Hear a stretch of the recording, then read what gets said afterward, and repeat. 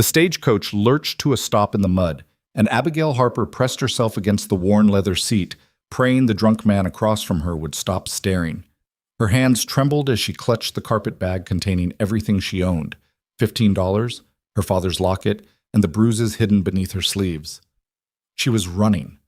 Running from a stepfather who'd finally gone too far, from a town that whispered too fat to marry whenever she passed, from a life that had taught her she deserved nothing better than survival. But what waited in Pine Ridge, California would either save her or destroy what little hope she had left. If you're watching from anywhere in the world, drop your city in the comments below. I want to see how far Abigail's story travels. And if this story grabs you, hit that like button and stick around until the end. Trust me, you won't see this coming. The stagecoach hit another rut, and Abigail's shoulder slammed against the window frame. She didn't cry out. She'd learned years ago that making noise only made things worse. Across from her, the drunk man had finally passed out, his head lolling against the opposite window. Thank God for small mercies. For the past 6 hours, he'd stared at her with that look, the one that said he was trying to figure out if a woman like her was desperate enough to tolerate his attention. She'd kept her eyes down, her breathing shallow, her body as small as she could make it despite taking up more space than the other passengers clearly thought she should. The woman next to her, thin, proper, traveling with her husband to Sacramento, had made a point of adjusting her skirts away from Abigail's leg. Not dramatically, just enough to make the point clear. You're not one of us. You don't belong. Abigail had heard it all her life, spoken and unspoken. The words had changed over the years, but the message stayed the same. Too big. Too much. Too unmarriageable. A burden. A joke. A waste of fabric. Her stepfather had been the worst about it. She touched her ribs gently, wincing. The bruises from 3 nights ago were still tender. He'd been drunk. He was always drunk lately. And she'd burned the bacon. That's all it took. Burned bacon. He'd grabbed her by the hair, shoved her against the stove, told her she was lucky he even let her eat considering how much she already ate, considering no man would ever want to feed a cow like her. She'd waited until he passed out. Packed what little she owned. Took the money she'd been hiding in her mattress for 2 years. Money from mending clothes for neighbors. From selling her mother's jewelry piece by piece. $15. It wouldn't last long, but it would get her somewhere. Anywhere. The stagecoach driver had looked at her ticket skeptically. Pine Ridge? You got people there? Yes, she'd lied. She had no one. Her mother had died when Abigail was 12. Her real father, the kind one, the one who'd called her his bright girl and never once made her feel ashamed, had died when she was 8. The stepfather had come a year later, bringing his bottles and his fists and his slow, steady erosion of everything good in their house. She had no people in Pine Ridge. She had no people anywhere. But she had $15 and a determination not to die in Denver. The landscape outside the window had changed. The flat plains had given way to rolling hills, then to something rougher. Pine trees clustered thick on the slopes. Mountains rose in the distance, their peaks still white with late spring snow. It was beautiful in a way that felt almost violent, raw and vast and completely indifferent to whether Abigail Harper lived or died. She found that strangely comforting. Pine Ridge, 10-minute stop. The driver's shout jerked her back to awareness. The stagecoach rolled to a halt in front of a building that looked like it might blow over in a strong wind. A hand-painted sign read, Murphy's General Store and Post. Behind it, the town sprawled up the hillside, maybe 30 buildings total, most of them looking like they'd been thrown together with whatever wood was handy and a prayer that it wouldn't collapse. This was Pine Ridge. This was her fresh start. Abigail climbed down from the stagecoach, her legs stiff and aching. The proper woman and her husband hurried past without a glance. The drunk man stumbled off in the opposite direction. The driver hauled down her carpet bag and dropped it at her feet. "Good luck, miss," he said, but his tone suggested she'd need more than luck. Then the stagecoach was rolling away, and Abigail was standing alone in the street with dust settling around her boots, and absolutely no idea what to do next. The sun was starting to sink behind the mountains. She needed somewhere to sleep. She needed work. She needed... "You look lost." Abigail spun around. An older woman stood in the doorway of the general store, wiping her hands on an apron that had seen better days. She was maybe 60, with gray hair pulled back in a severe bun and eyes that looked like they'd seen everything twice. "I'm not lost," Abigail said automatically. Then, more honestly, I just arrived. I can see that. The woman looked her up and down, not with the usual disgust Abigail was used to, but with a kind of calculating assessment. You got people here? No, ma'am. You got work lined up? No, ma'am. You got a place to stay?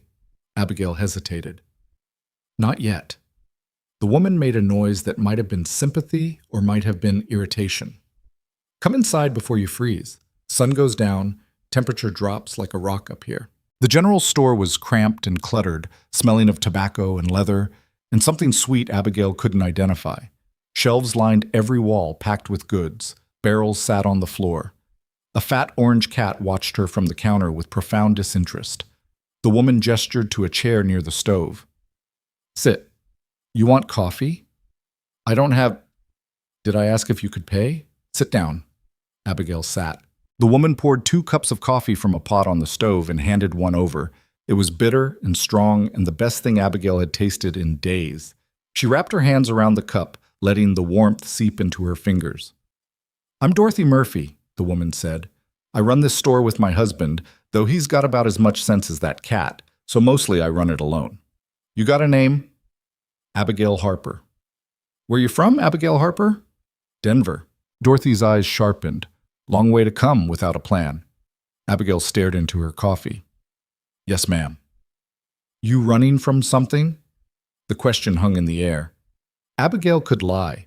She was good at lying. 20 years of survival had taught her how to shape her face into whatever expression kept her safe. But something about Dorothy Murphy's steady gaze made the lies stick in her throat. Yes, ma'am, she said quietly. Dorothy nodded like she'd expected that answer. Husband? Father? Stepfather?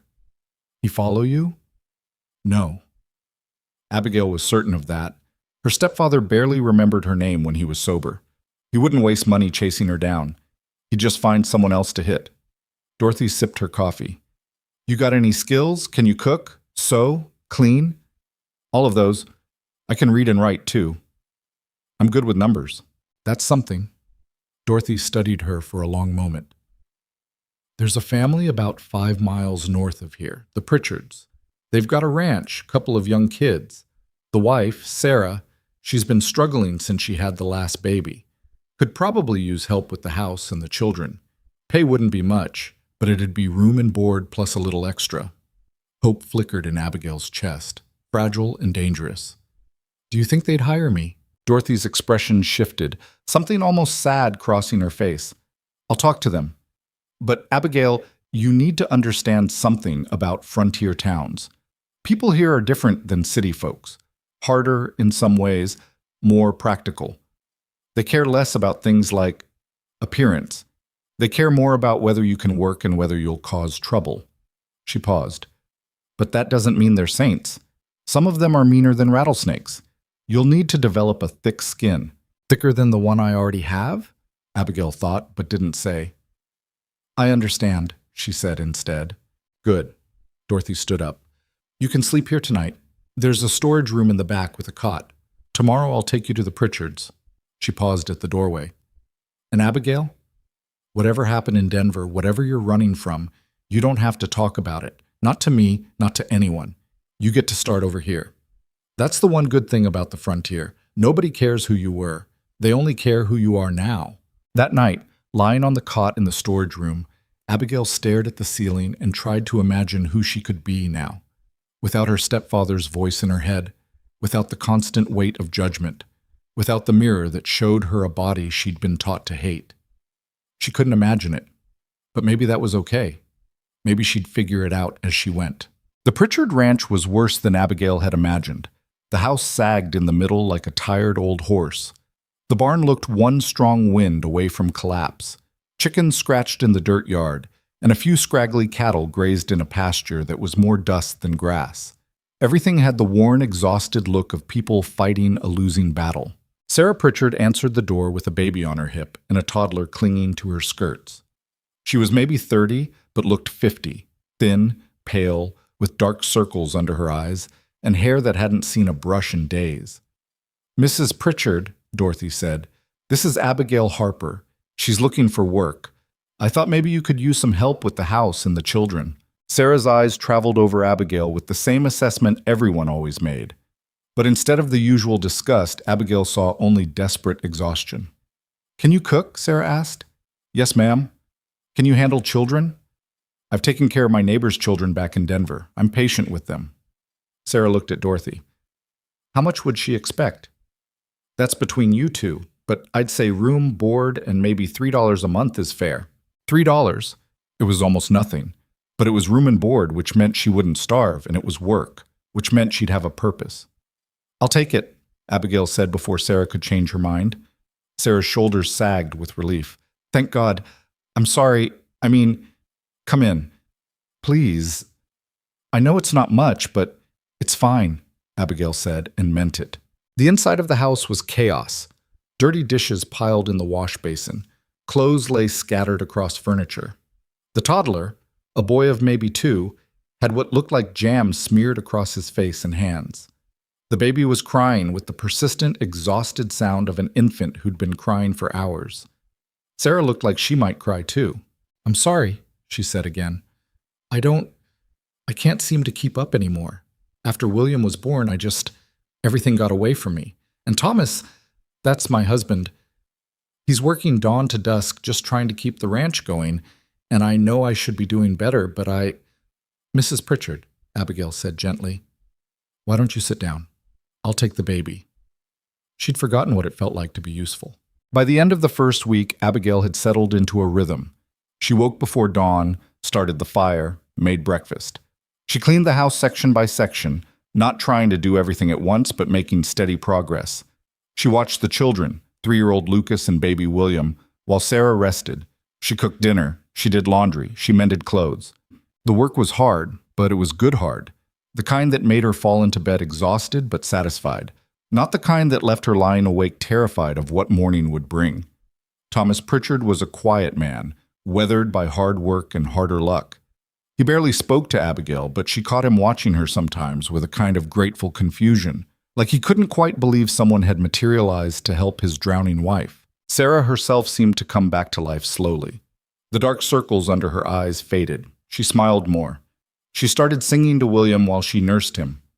One afternoon, Abigail found her in the kitchen making bread, humming under her breath.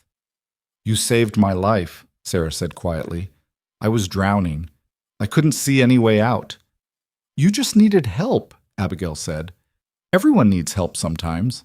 Thomas and we've been talking. We want you to stay as long as you'll have us. And we can pay you $5 a month, not $3. $5. Room and board, and $5. It was more money than Abigail had ever had reliably. Thank you, she said, and had to blink back tears. That night, lying in the small room off the kitchen that was now hers, Abigail realized something had shifted. She wasn't just surviving anymore. She was building something. It was small and fragile, but it was hers. 3 months passed. Summer burned through the mountains, hot and dry and relentless. Abigail learned the rhythms of ranch life. The early mornings, the endless chores, the constant struggle against weather and animals and bad luck. She learned which chickens would peck and which were docile. She learned how to bake bread in Sarah's temperamental oven. She learned that Lucas hated carrots, but would eat anything if you let him help prepare it. She also learned about Pine Ridge. The town was small enough that everyone knew everyone else's business, but big enough that you could still have secrets if you were careful. There was Murphy's General Store, a saloon called the Gold Strike, a boarding house, a church, a doctor's office, and a handful of other businesses clinging to survival. Most importantly, there were the people. Dorothy Murphy, stern but fair, who ran the general store with an iron fist and seemed to know everything about everyone. Doc Williams, who'd been a surgeon in the war and drank too much but still had steady hands when it mattered. Reverend Cole, young and earnest and slightly overwhelmed by his rough congregation. Martha Davies, who ran the boarding house and made the best apple pie in the territory. And the miners, ranchers, drifters, and settlers who formed the shifting population of the town. And then there was Boone Callahan. Abigail heard about him before she ever saw him. People talked about Boone the way they talked about bears or blizzards, as a force of nature to be respected and avoided. He's a mountain hunter, Dorothy explained one afternoon when Abigail had brought Lucas to town for supplies. Lives up high in the wilderness, Comes down maybe once a month to trade furs and buy provisions. Doesn't talk much. Doesn't cause trouble unless someone's foolish enough to start it. Is he dangerous? Abigail asked. Dorothy considered this. Depends on what you mean by dangerous. He's killed men, but only men who needed killing. He's not friendly, but he's not cruel. He's just apart. Like he's not quite of this world anymore. Abigail thought about that on the ride back to the ranch. A man apart. She understood that feeling, the sense of not quite belonging anywhere, of being separate from the world even when you were standing right in it. She met him 2 weeks later. It was a Saturday, which meant Sarah had sent her to town for supplies.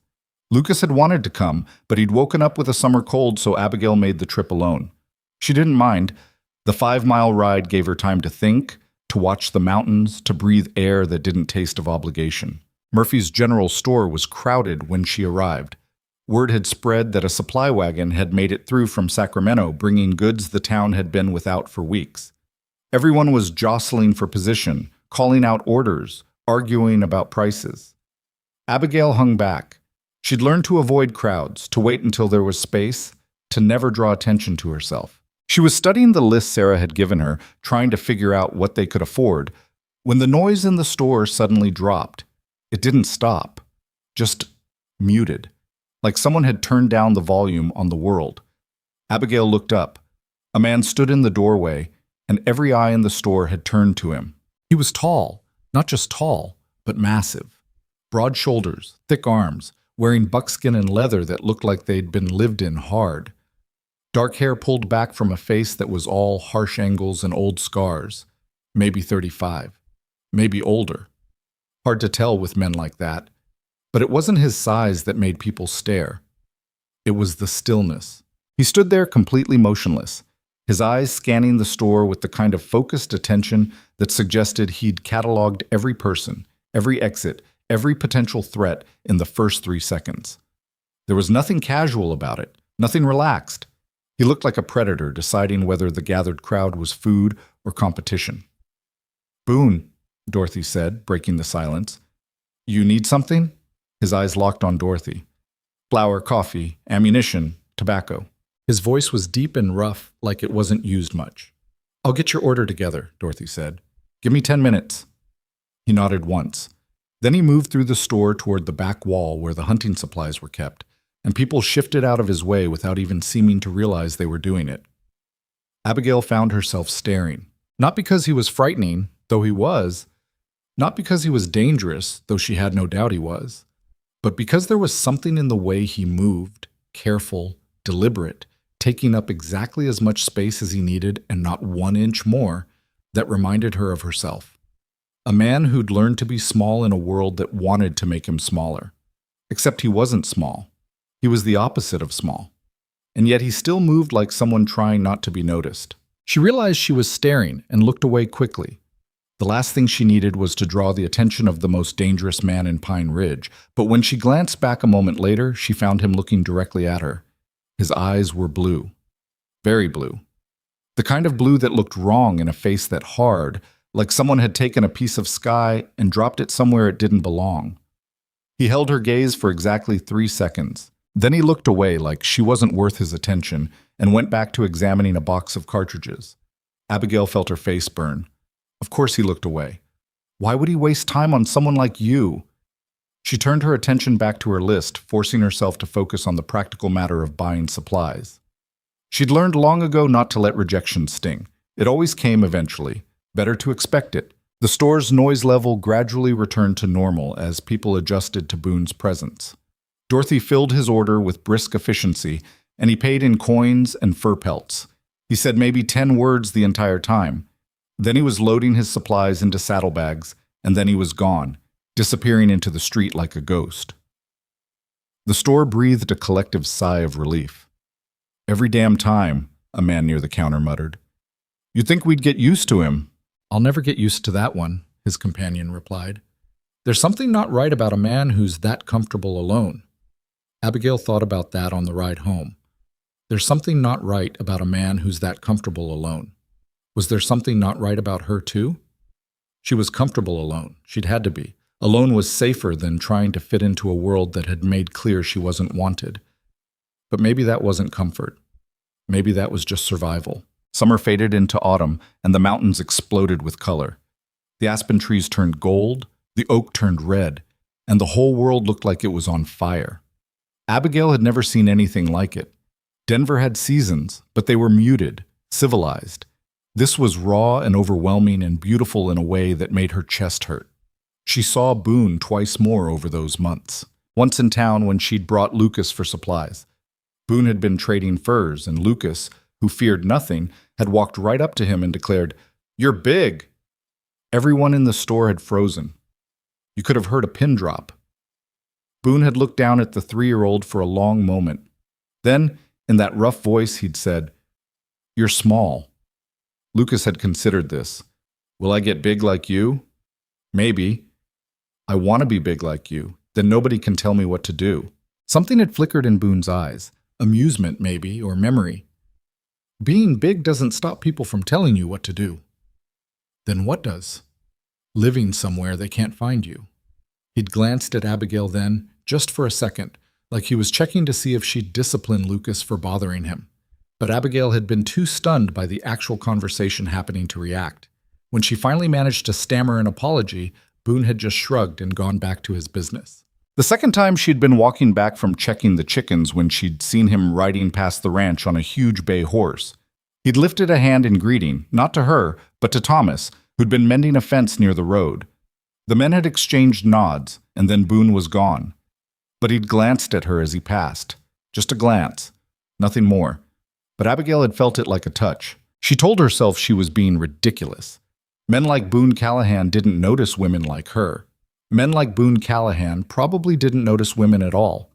He lived alone in the wilderness, came to town only when necessary, and clearly preferred his own company to anyone else's. Besides, what would she do with his attention even if she had it? She was getting comfortable at the Pritchards. Sarah had become a friend, a real friend, maybe the first Abigail had ever had. The children adored her. Thomas had stopped looking at her like a strange creature that had wandered onto his property and started treating her like part of the family. She had work, purpose, safety.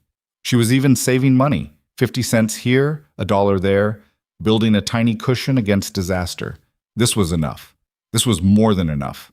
This was more than she'd ever dared to hope for. So why did she keep thinking about blue eyes and that moment of recognition? That sense that Boone Callahan had looked at her and seen something the rest of the world missed? "Stop it," she told herself firmly. "You're being foolish." But late at night, lying in her small room, she couldn't help wondering what it would be like to be seen completely. Not judged, not dismissed. Just seen. The first snow came in late October, dusting the mountains white and turning the morning air sharp enough to cut. Abigail woke to find frost on the inside of her window and Lucas standing by her bed, his eyes huge with excitement. "It snowed! Abby, it snowed!" She let him drag her outside before breakfast, both of them wrapped in blankets, to look at the thin layer of white transforming the ranch. Lucas wanted to make a snowman immediately. Never mind that there wasn't enough snow yet. Abigail knelt in the cold dirt with him, showing him how to pack the meager amount into balls, laughing at his frustration when they fell apart. Sarah appeared in the doorway, baby William in her arms, smiling at them. "You're going to freeze." "We're building," Lucas announced. "I can see that. Very impressive. Now come inside before your fingers fall off." Over breakfast, hot porridge, and the last of the summer berries, Thomas mentioned that he needed to go to town for winter supplies. "The pass will close soon. Once that happens, we're on our own until spring. I need to stock up on flour, salt, sugar, medicine too. Doc Williams said he'd have a winter supply ready." "I can go?" Abigail offered. "You've got that fence to finish before the hard freeze." Thomas hesitated. "It's a long ride. I've made it a dozen times. Not with a cart full of supplies." "I can handle it." Sarah touched Thomas's arm. "Let her go. You know she's capable." Thomas looked at Abigail for a long moment, then nodded. "All right, but take the rifle. Weather's turning, and you don't want to meet a hungry bear on the road." The rifle was a statement of trust. Thomas didn't let just anyone handle his weapons. Abigail accepted it with the solemnity it deserved, checking that it was loaded and functional before strapping it to the wagon. The ride to town took 2 hours in the wagon. The sky was gray and heavy, threatening more snow. The mountains loomed enormous, their peaks disappearing into low clouds. Everything felt hushed, waiting. Abigail found she didn't mind. The silence was comfortable. The world felt clean. Pine Ridge was busy, everyone scrambling to prepare for winter. Abigail worked through her list methodically, buying supplies, trading for goods, checking prices against the money Sarah had given her. Dorothy helped her load everything into the wagon, giving advice about storage, about rationing, about surviving months of isolation.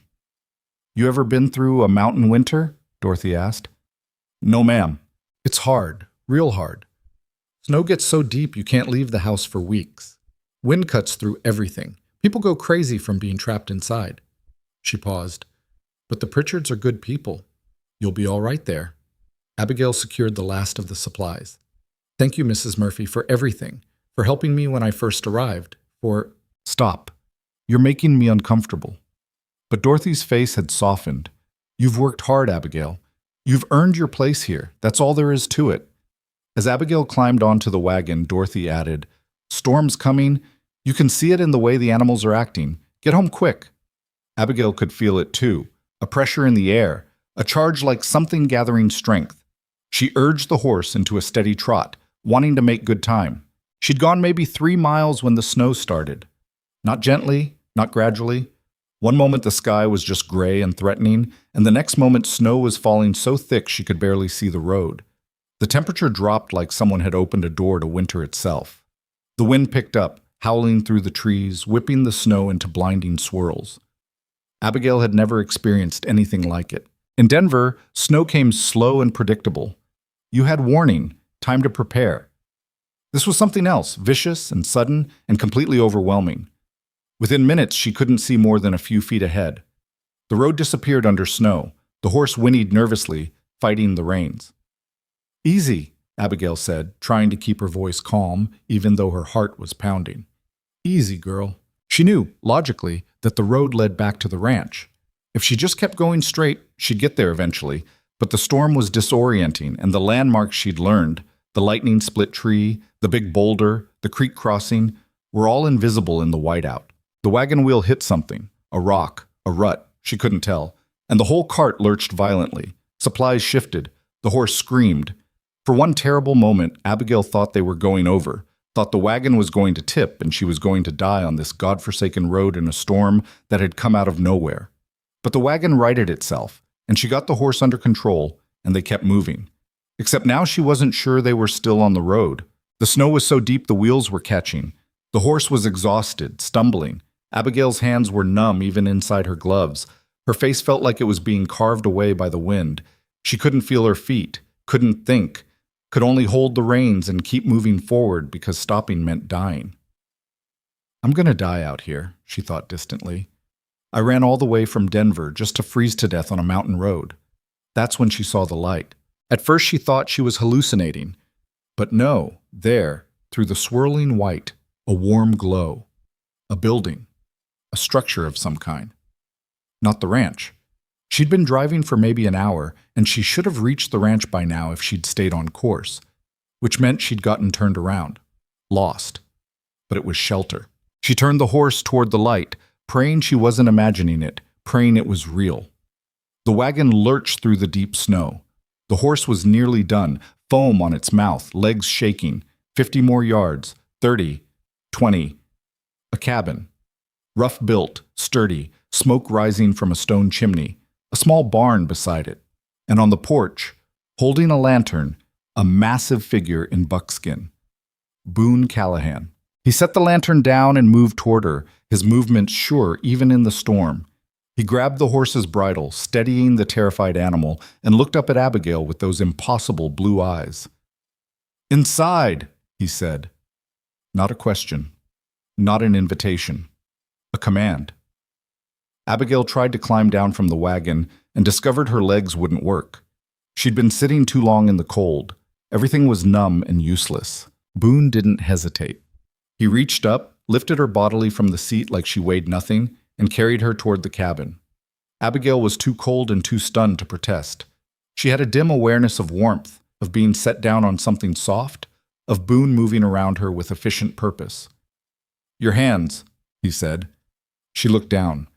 Her gloves were frozen solid, crusted with ice. She couldn't feel her fingers at all. Boone knelt in front of her and began working the gloves off gently. His hands were huge but careful, peeling away the frozen leather without hurting her. When her hands were finally bare, he held them between his palms, not rubbing. She had a vague memory that rubbing was bad for frostbite, just warming them slowly. "Your feet," he said after a moment. She tried to unlace her boots, but her fingers wouldn't work. Boone did it for her, removing her boots and stockings, checking her toes with the same careful attention he'd given her hands. His touch was completely impersonal, clinical, like she was an injured animal he was evaluating. "You'll keep all your fingers and toes," he said finally. But it was close. Abigail's teeth were chattering so hard she couldn't speak. Now that she was warm, everything hurt, a deep, burning ache radiating through her hands and feet and face.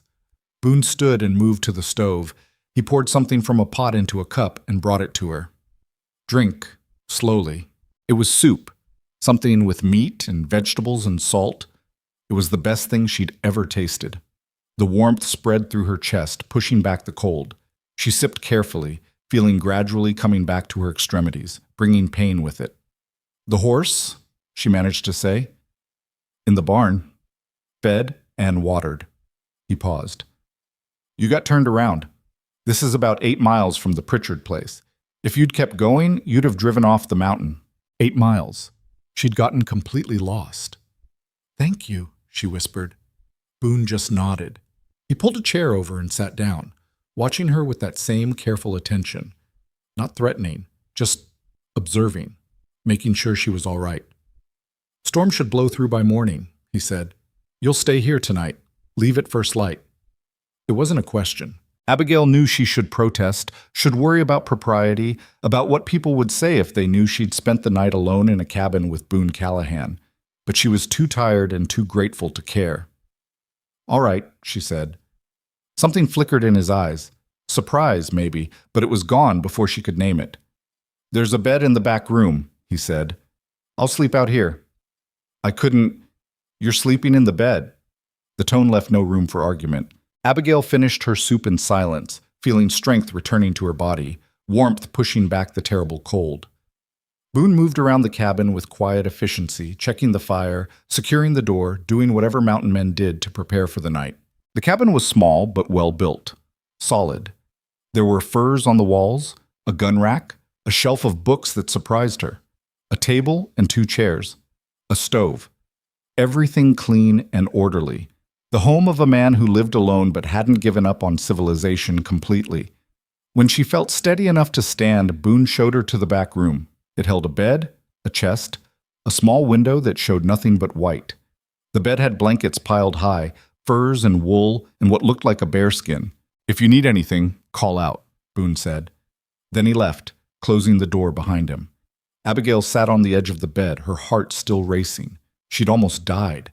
She'd gotten lost in a storm and driven toward the edge of the mountain, and if Boone hadn't seen her, if he hadn't been there, she shuddered. Then she crawled under the blankets, still fully dressed, and let exhaustion pull her under. She woke to silence. Not the absence of sound, the world was never truly silent, but the particular hush that comes after a storm has spent itself. Abigail lay still for a moment, disoriented by the unfamiliar ceiling, the weight of the furs, the smell of wood smoke and leather. Then memory crashed back and she sat up too quickly, her head spinning. Boone's cabin. The storm. She'd almost died. Gray light filtered through the small window. Dawn, or close to it. She was still wearing yesterday's clothes, rumpled and damp in places. Her hands ached, a deep throb that told her the frostbite had been real and serious. When she flexed her fingers, they moved, but the motion sent sharp pains shooting up her wrists. She could hear movement in the main room, the scrape of metal on metal, footsteps, the crackle of fire. Boone was awake. Abigail stood carefully, testing her legs. They held. She smoothed her hair as best she could, knowing she probably looked like something that had crawled out of a snowbank, and opened the door. Boone stood at the stove, cooking something that smelled like bacon and coffee. He glanced at her, his expression unreadable. "Sit," he said. She sat. He brought her a plate, bacon, fried cornmeal mush, and an egg. and a cup of coffee so strong it could strip paint. Then he sat across from her with his own plate and ate in silence. Abigail wanted to say something, thank him again, make conversation, explain herself. But the silence felt like something she shouldn't break, so she ate and watched the morning light strengthen through the windows. The cabin looked different in daylight, less like a refuge and more like a real place where someone lived. The books on the shelf were worn from reading, poetry, history, a medical text. The furs on the walls were expertly tanned. Everything had its place, everything served a purpose. It was the home of a man who'd thought carefully about what he needed and eliminated everything else. Storm dropped 2 feet, Boone said suddenly. Road's going to be slow. I need to get back. They'll be worried. They'll figure you sheltered somewhere. Nobody expects travel in that kind of weather. He paused. But, yeah, we'll leave after breakfast. We. He was going with her. You don't have to. You almost drove off a cliff yesterday. You're not making that trip alone. There was no anger in his voice, just statement of fact. Abigail felt her face heat anyway. I got turned around, she said defensively. The storm came up so fast. Oh, I know. He looked at her then, really looked at her, and she saw something unexpected in his eyes. Not judgment, not pity. Understanding. Mountain weather's like that. Kills people who've lived here for years. You're lucky you saw the cabin. I know. Her voice came out smaller than she intended. Thank you for everything. Boone shrugged and went back to his breakfast. Couldn't exactly let you freeze. They finished eating in silence. Abigail helped clean up. Boone didn't protest, just moved around her with the ease of someone used to sharing space. Then he pulled on a heavy coat, wrapped a scarf around his neck, and gestured to a fur-lined cloak hanging by the door. Wear that. Your coat's not enough. I can't take your... You'll give it back when we get to Pritchard's place. Again, no room for argument. The world outside was transformed. Snow covered everything in smooth, deceptive drifts. The sun had broken through the clouds, turning the landscape into something painfully bright. The horse was hitched to the wagon already. Boone must have done it while she slept, and looked considerably better than it had last night. Boone swung up onto his bay horse with the kind of easy grace that made the movement look simple. It wasn't. Abigail had seen enough bad riders to know good horsemanship when she saw it. Follow close, he said. I'll break trail. They moved slowly through the deep snow, the bay horse plunging forward, the wagon horse following in the path Boone created. It was hard going. Several times the wagon got stuck and Boone had to dismount to help push it free. He did this without complaint, his strength matter-of-fact and overwhelming. Abigail tried to help once, and he'd given her a look that suggested she'd be more useful staying out of the way. She couldn't tell if that was insulting or practical. Probably practical. Boone didn't seem like a man who bothered with insults. The journey took 3 hours. 3 hours of white landscape and cold air and the creak of wagon wheels through snow. Boone didn't speak except to give occasional directions. Bear left here. Watch that drift. And Abigail found herself studying him. The way he sat his horse. The way his eyes constantly scanned the tree line. The way he seemed to know exactly where he was going despite the snow obscuring everything. He moved through this world like he was part of it, not fighting it, not struggling against it, just existing within it with complete confidence. She'd never seen anything like it. They finally reached the Pritchard Ranch just before noon. Thomas was in the yard splitting wood, and his face went through several expressions when he saw them. Relief, confusion, concern. Abigail, thank God! When you didn't come back last night, he stopped, seeing Boone. Callahan. Pritchard. Boone's nod was brief. She got caught in the storm, sheltered at my place. Brought her back. Thomas's eyes went to Abigail, questions in them, but all he said was, appreciate it. Storm came up mean. Yeah. Sarah appeared in the doorway, William on her hip, her face flooding with relief. Abigail, I was so worried. Come inside, you must be frozen. She stopped, seeing Boone, and something flickered across her face. Not fear exactly, but definitely wariness. Mr. Callahan, thank you for helping her. Boone just nodded. Abigail climbed down from the wagon, her legs stiff from the long ride. She started to remove the fur cloak, but Boone was already turning his horse. Keep it till next time you're in town, he said. Leave it at Murphy's. Then he was riding away, back toward the mountains, and Abigail was left standing in the yard with Thomas and Sarah both staring at her. "What happened?" Sarah asked as soon as they were inside. Abigail explained. The storm, getting lost, the cabin, Boone's help. She tried to keep her voice matter-of-fact, but Sarah's eyes kept getting wider. "You stayed in his cabin? All night?" "I didn't have a choice. I would have died otherwise." "I know, but Abigail, people talk. If anyone finds out—" "Nothing happened," Abigail said firmly. "He gave me his bed and slept in the main room. He was—" She searched for the right word. "He was a perfect gentleman." Thomas made a noise that might have been amusement. "Boone Callahan's a lot of things. Gentleman isn't usually one of them, but he's honorable in his way. If he says nothing happened, nothing happened."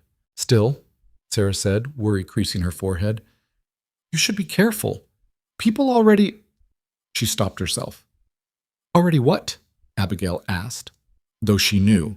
She always knew. Sarah looked uncomfortable. "Some of the women in town, they talk about you being here, unmarried, living with us. Martha Davies asked me if it was appropriate, having a young woman like you in a house with Thomas, as if—" She shook her head angrily. "It's ridiculous.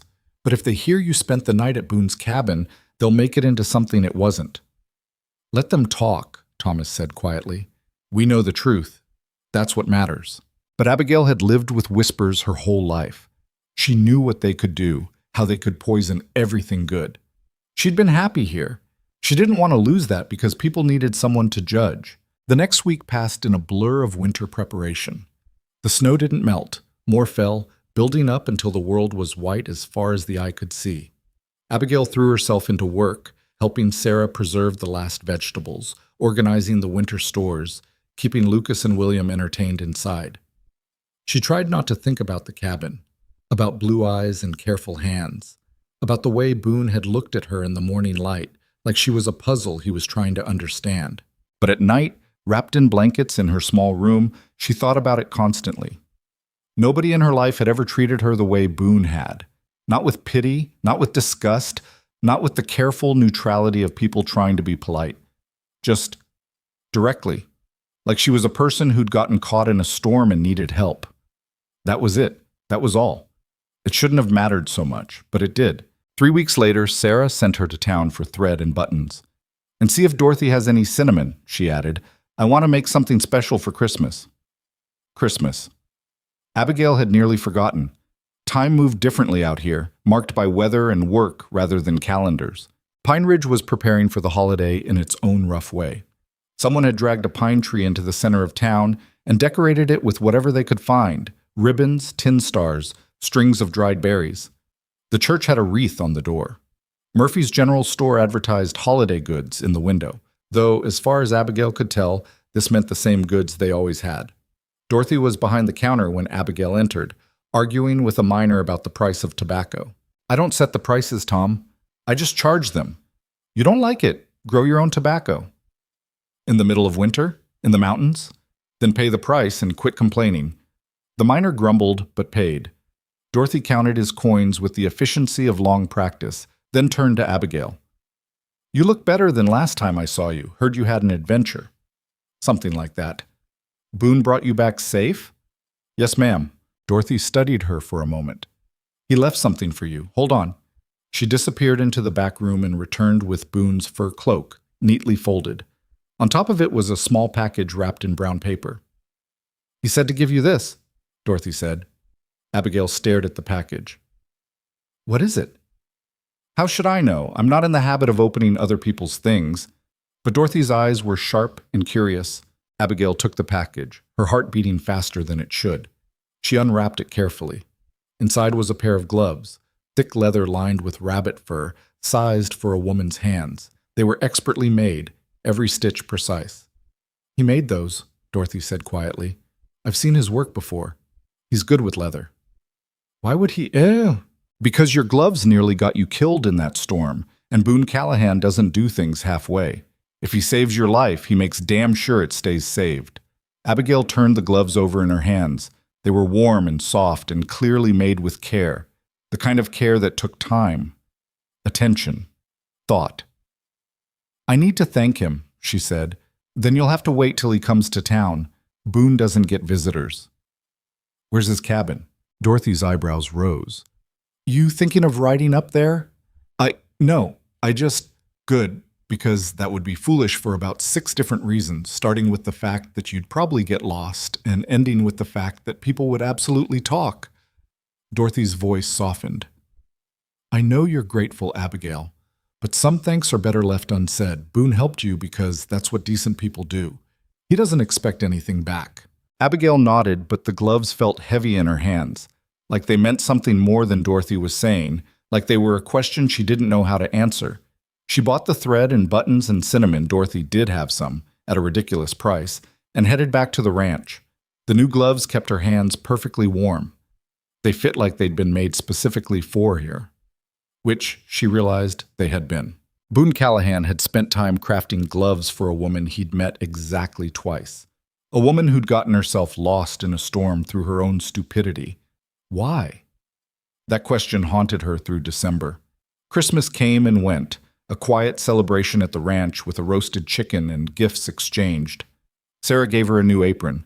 Thomas carved her a small wooden box for keeping things. Lucas drew her a picture of what he claimed was a horse, but looked more like a misshapen dog. Abigail gave Lucas a cloth ball she'd sewn from scraps, gave William a rattle, gave Sarah and Thomas her help and her gratitude, which was all she had. It was the best Christmas she'd ever had. And through it all, she wore the gloves Boone had made. They were warm and practical and perfect. Just like him, she thought, then immediately felt ridiculous for thinking it. She knew almost nothing about Boone Callahan. He was dangerous. He was solitary. He was the kind of man mothers warned their daughters about, the kind who lived by his own rules and didn't care what society thought.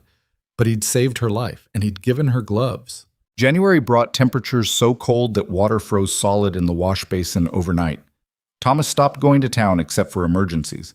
They lived on stored food: potatoes, dried beans, the last of the preserved meat. Lucas grew bored and cranky from being trapped inside. William got a cough that had Sarah up half the night. Abigail helped where she could, but cabin fever was setting in for all of them. By the time February arrived, everyone was ready to tear each other apart. "I need to go to town," Abigail announced one morning. "We're out of sugar and low on flour."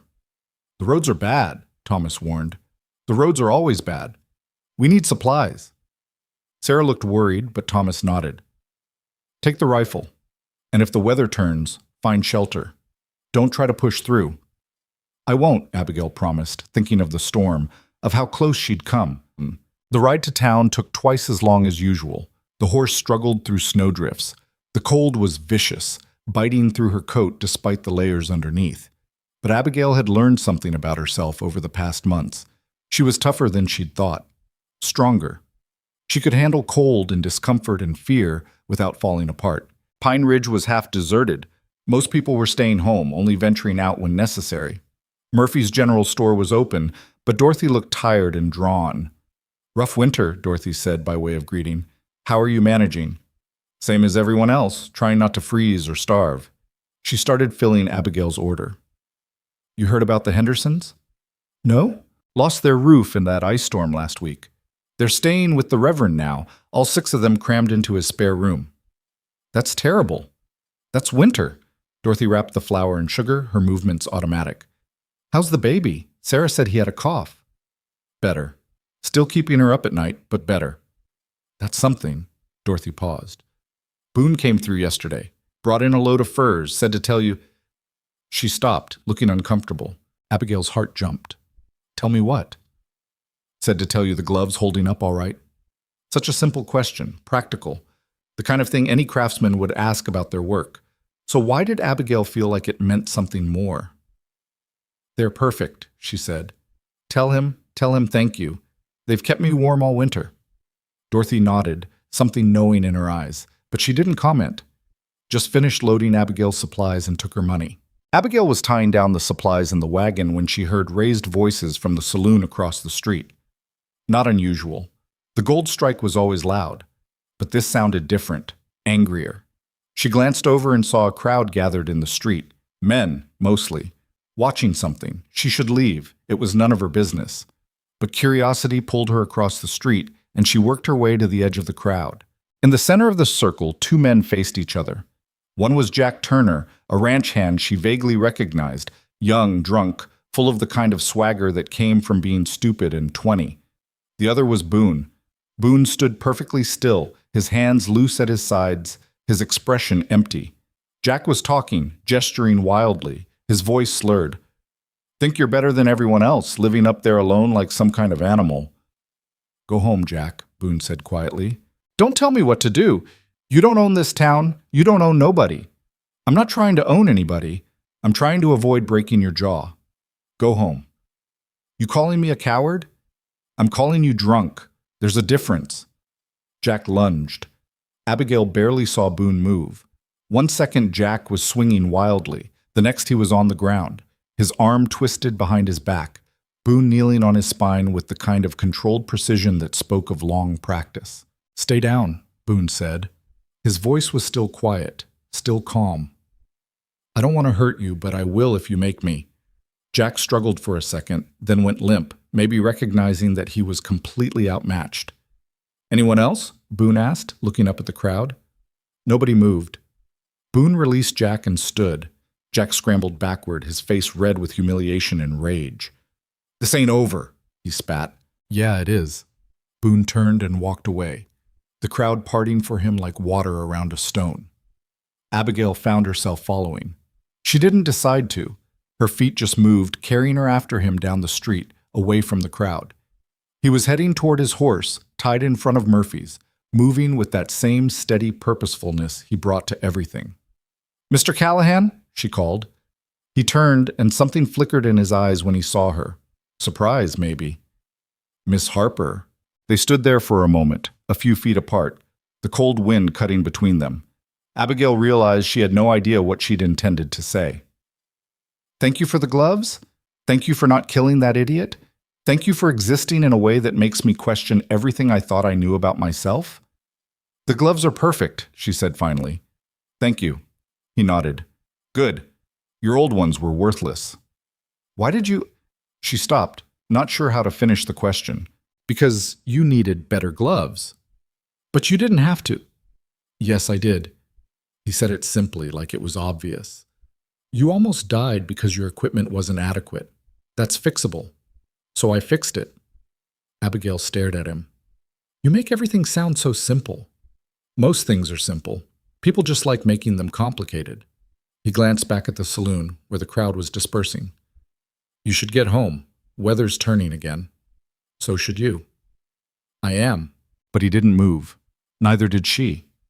They stood there in the cold street, and Abigail felt something shifting inside her, some old fear loosening its grip, some new possibility opening up. "Why do you live alone?" she asked suddenly. Boone's eyes narrowed. "That's personal." "I know, but I'm asking anyway." He studied her for a long moment. Then, unexpectedly, he answered. "Because people are exhausting," he said. "They want things from you. They expect you to be something you're not. They judge you, use you, try to change you. Out there." He gestured toward the mountains. "None of that matters. It's just me and the mountain and the work. It's honest. Don't you get lonely?" "Sometimes." He paused. "But lonely is better than the alternative." Abigail understood that. She'd lived her whole life surrounded by people and still felt alone. Maybe loneliness wasn't about how many people were around you. Maybe it was about whether anyone actually saw you. "I should go," she said. "Yeah." But neither of them moved. "Miss Harper," Boone said finally, his voice lower. "People are watching." She glanced around. He was right. Curtains twitched in windows. A couple of women stood outside the boarding house, pretending not to stare. Dorothy was visible through the store window, not even pretending. "Let them watch," Abigail said, surprising herself. Something changed in Boone's expression, not a smile. He didn't seem like a man who smiled easily, but a softening, a recognition. "You're tougher than you look," he said. "I have to be." "Yeah." He swung up onto his horse. "Get home safe, Miss Harper." "You too, Mr. Callahan." He rode away, and Abigail stood in the street watching until he disappeared into the tree line. Then she turned and found half the town watching her. She lifted her chin and walked back to her wagon, her spine straight, her head high. They could talk all they wanted. She'd survived worse than gossip. The ride home was brutal. The temperature was dropping fast, and the promised storm was building in the north. Abigail pushed the horse as hard as she dared, but they still barely made it back before the snow started falling. Thomas met her in the yard, taking the horse while she unloaded supplies. "You all right?" he asked. "Fine. Just cold." "Dorothy sent word ahead, said you had an interesting afternoon." Of course she had. News traveled fast in a small town. Abigail carried the supplies inside, where Sarah was waiting with questions in her eyes. But before she could ask them, Lucas ran up, excited. "Abby, you're back. Did you see the mountain man? Mama said the mountain man was in town, and there was a fight." "I saw him," Abigail admitted. "Is he as big as people say?" "Bigger? Is he scary?" Abigail thought about Boone kneeling in the snow, carefully removing her frozen gloves. Thought about the hours he'd spent crafting new ones. Thought about the way he'd looked at her in the street, like she was worth seeing. "No," she said. "He's not scary." Lucas looked disappointed. Sarah looked worried. Thomas looked thoughtful. That night, after the children were asleep, Sarah knocked on Abigail's door. "Can I come in?" "Of course." Sarah sat on the edge of the bed, her hands folded in her lap. She looked like she was choosing her words carefully. "I know it's not my place," she started, "but I care about you, Abigail. You're not just help to us. You're family." "I know. You've been wonderful to me, which is why I have to say this. Boone Callahan, he's a good man in his way, but he's not the kind of man who fits into normal life. He can't. He won't. And if you're thinking—" She stopped, looking uncomfortable. "I'm not thinking anything," Abigail said quietly. "Are you sure? Because people are already talking, and if you're... We spoke for 5 minutes in the street, that's all." Sarah's eyes were sad. Sometimes 5 minutes is all it takes. After Sarah left, Abigail lay in the dark and thought about that. 5 minutes. Was that all it took? To recognize someone?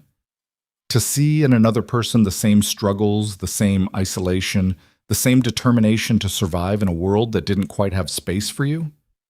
Maybe it was. Maybe she'd recognize Boone Callahan the first time she saw him standing in Murphy's store, taking up exactly as much space as he needed, and not 1 inch more. Maybe he'd recognized her too, and maybe that recognition was the most dangerous thing in the world. February bled into March, and the winter refused to let go. More snow fell. Temperatures stayed brutal.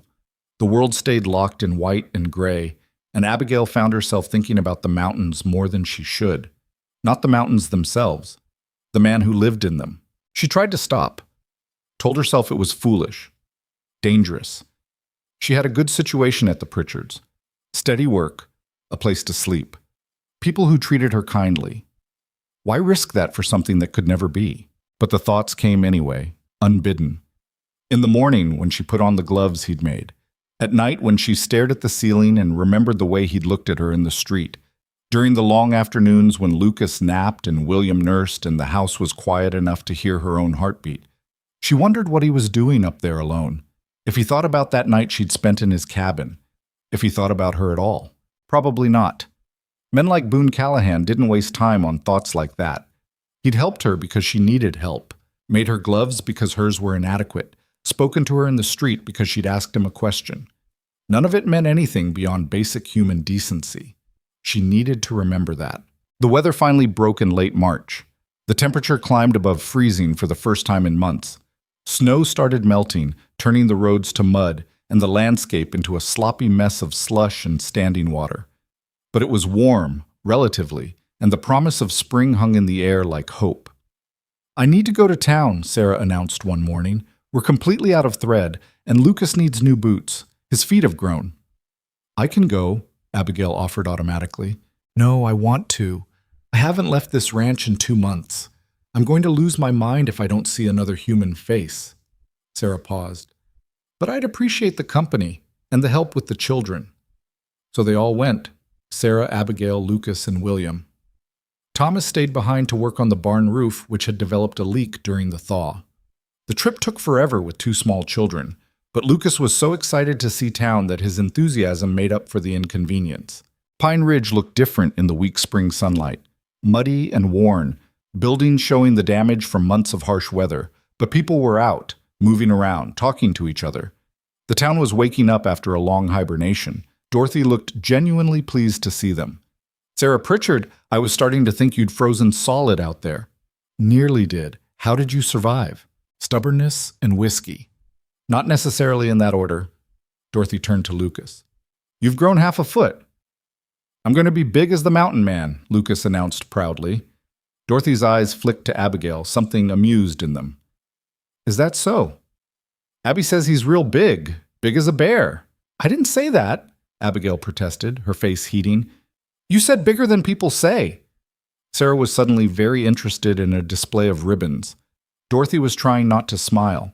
Well, Dorothy said, Boone Callahan is certainly a large individual.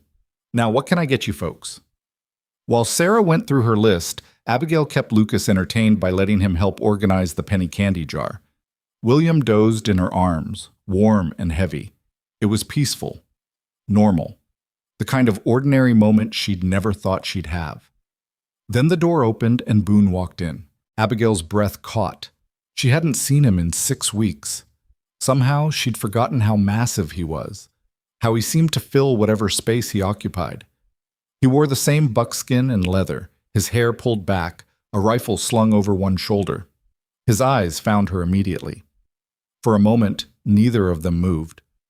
Then Lucas, who had no sense of social boundaries, ran straight to him. You're the mountain man. Boone looked down at the child. We've met. I'm going to be big like you when I grow up. You mentioned that last time. Abby says you're not scary. Boone's eyes lifted to Abigail. Something flickered in them. Surprise, maybe. Or pleasure, hard to tell. That's kind of her, he said. Can you really kill a bear with just a knife? Lucas, Sarah said sharply, leave Mr. Callahan alone. It's fine, Boone said. His attention returned to Lucas. Yes, but I'd rather not. Bears are dangerous even when you win. Have you killed a lot of things? Lucas, that's enough. Sarah moved to collect her son, her face apologetic. I'm sorry, Mr. Callahan. He's very curious. Kids should be curious. Boone's tone was neutral, but he stepped back slightly, giving Sarah space to retrieve Lucas. His eyes went to Abigail again, then to the baby in her arms. That the Pritchard baby? Yes, this is William. He looks healthy. He is. The cough cleared up. Good. The conversation was painfully awkward. Sarah was watching them both with barely concealed concern. Dorothy was pretending to inventory supplies while obviously listening to every word. Lucas was staring at Boone like he was a mythical creature. Abigail started. Boone said at the same time. They both stopped. Boone's jaw tightened. Supplies, he finished. I need supplies. Right, of course. Abigail moved to the side, adjusting William in her arms. Boone approached the counter and started giving Dorothy his list in that clipped, efficient way he had. Sarah pulled Abigail aside, ostensibly to look at fabric, but really to whisper urgently. People are staring. Abigail glanced around. Sarah was right.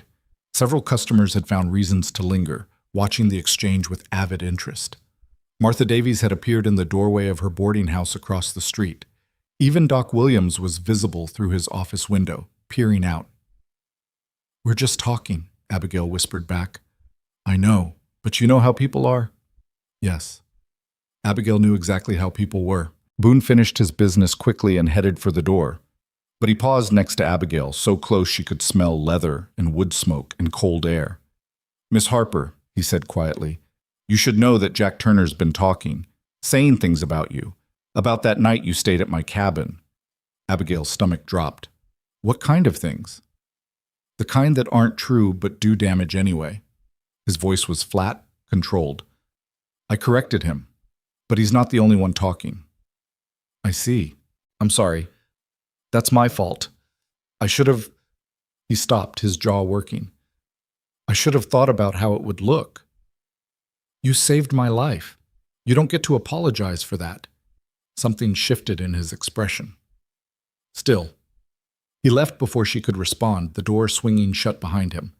The store erupted in whispers the moment he was gone. Sarah touched Abigail's arm. "We should go." "Yes." They gathered their purchases and got the children settled in the wagon. Lucas was still talking excitedly about the mountain man. William had woken up cranky and needed feeding. Sarah was quiet, her face troubled. They were a mile out of town when Sarah finally spoke. "What did he mean about Jack Turner?" Abigail explained about seeing the confrontation in February, about the few words she'd exchanged with Boone afterward. Sarah's expression grew more worried with every sentence. "Abigail, you have to be careful. If people are saying that you and Boone, that you're—" She struggled with the words. "Your reputation matters, especially here, especially for a woman in your position." "What position is that?" "Unmarried, without family, working for room and board." Sarah's voice was gentle but firm. "I'm not judging you, but others will. They already think it's improper that you live with us. If they start thinking you're involved with Boone Callahan—" "I'm not involved with him. I barely know him." "I know. But perception matters sometimes more than truth." Abigail stared at the muddy road ahead, anger building in her chest. "So what am I supposed to do? Avoid him? Pretend he doesn't exist? He saved my life, Sarah, twice if you count the gloves." "I know, and I'm grateful to him. But Abigail—" Sarah paused, choosing her words carefully. "Boone Callahan lives outside society. He doesn't care what people think because he doesn't need them. You're different. You need this community. You need work and shelter and basic acceptance. If you lose that, I end up back where I started." Yes, the truth of it settled over Abigail like weight. Sarah was right. She'd built something fragile here, a life, a place, a purpose. All of it could disappear if the whispers got too loud, if people decided she was improper or scandalous or not worth keeping around. She'd spent her whole life trying to be invisible, trying not to give people reasons to judge her. And now, because of a storm and a few conversations, her carefully constructed safety was threatened. It wasn't fair, but fairness had never been part of the equation. Over the next few weeks, Abigail felt the shift in how people treated her. Nothing dramatic, just small things. Martha Davies stopped nodding hello when they passed on the street. The Reverend's wife, who usually asked after the children, suddenly found reasons to cut conversation short. Even Dorothy seemed more reserved, though her service remained professional. The whispers followed Abigail everywhere. She heard fragments when she thought people weren't aware she was listening. "Stayed at his cabin all night. You know what they say about girls like her? Poor Sarah having to deal with—" It reminded her of Denver, of being the girl people talked about, the one they judged and dismissed and treated like a cautionary tale. She'd thought she'd escaped that, built something new where her past didn't matter. But the past didn't matter because people found new reasons to judge. Thomas noticed.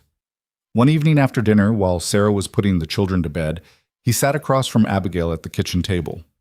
"You're thinking about leaving," he said. It wasn't a question. "How did you know?" "I've been watching you. You get this look, like you're calculating distances, planning escape routes." He paused.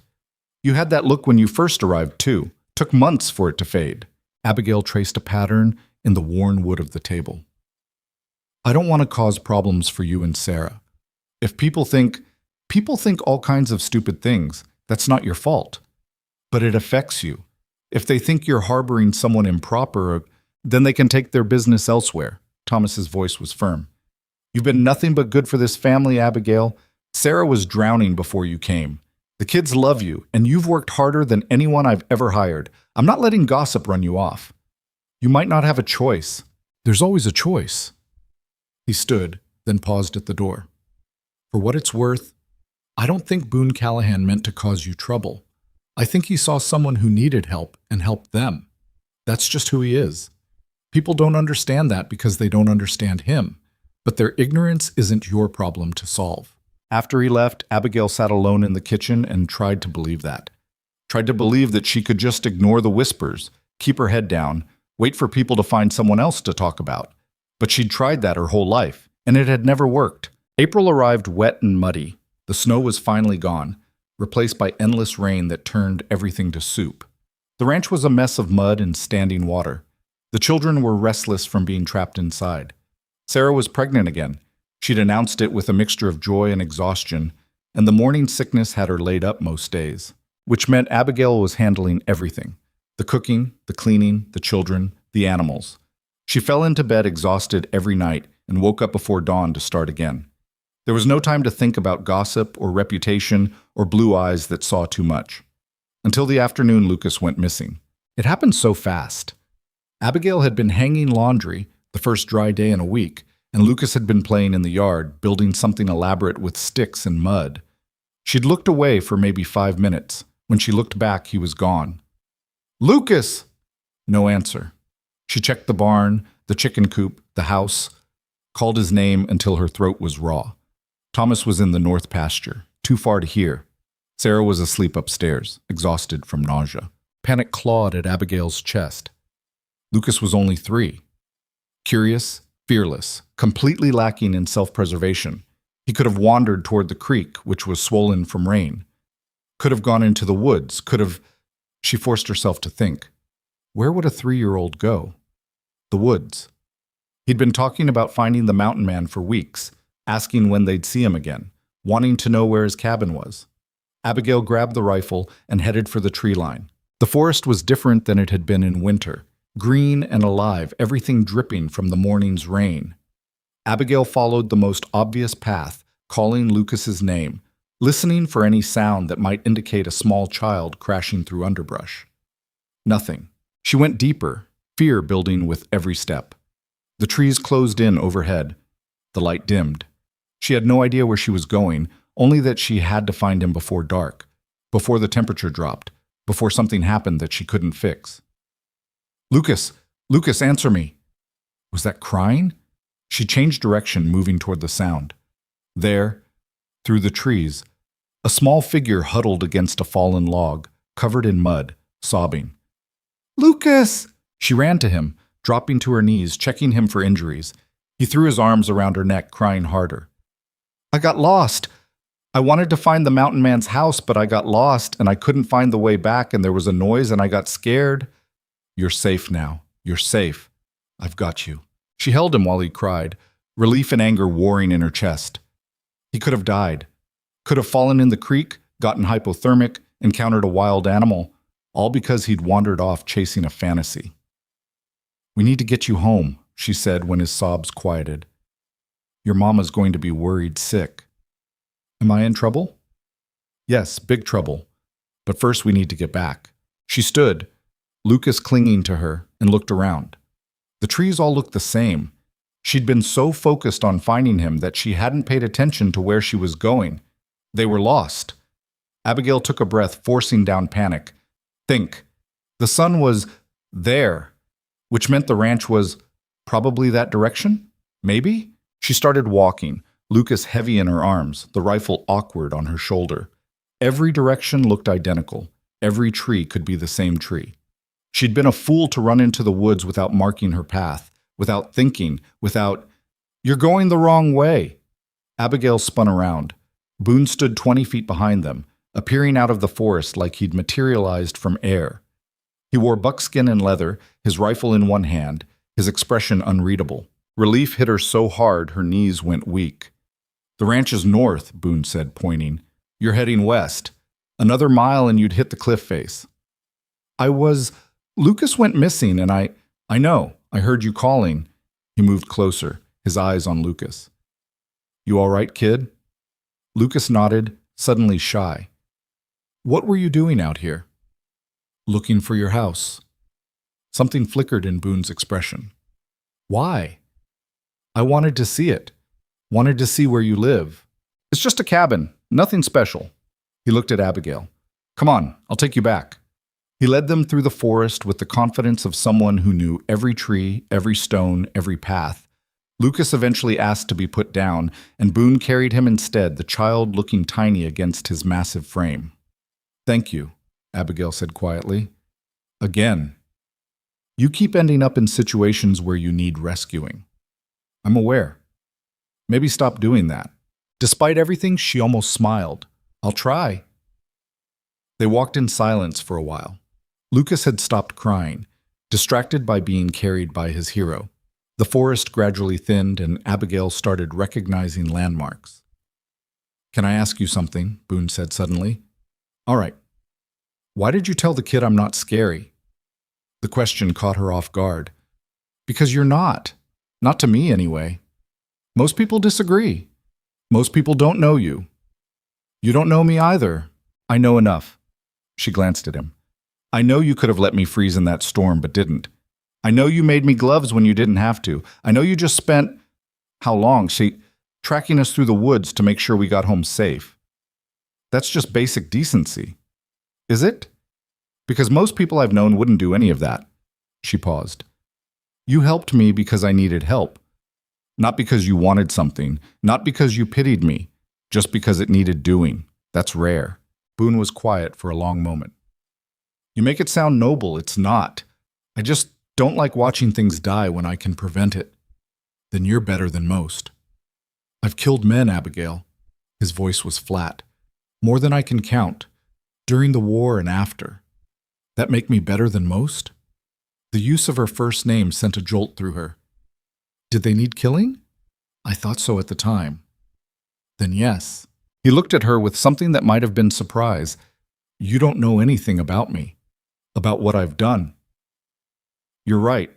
I don't. But I know what I've seen, and I trust that more than rumors.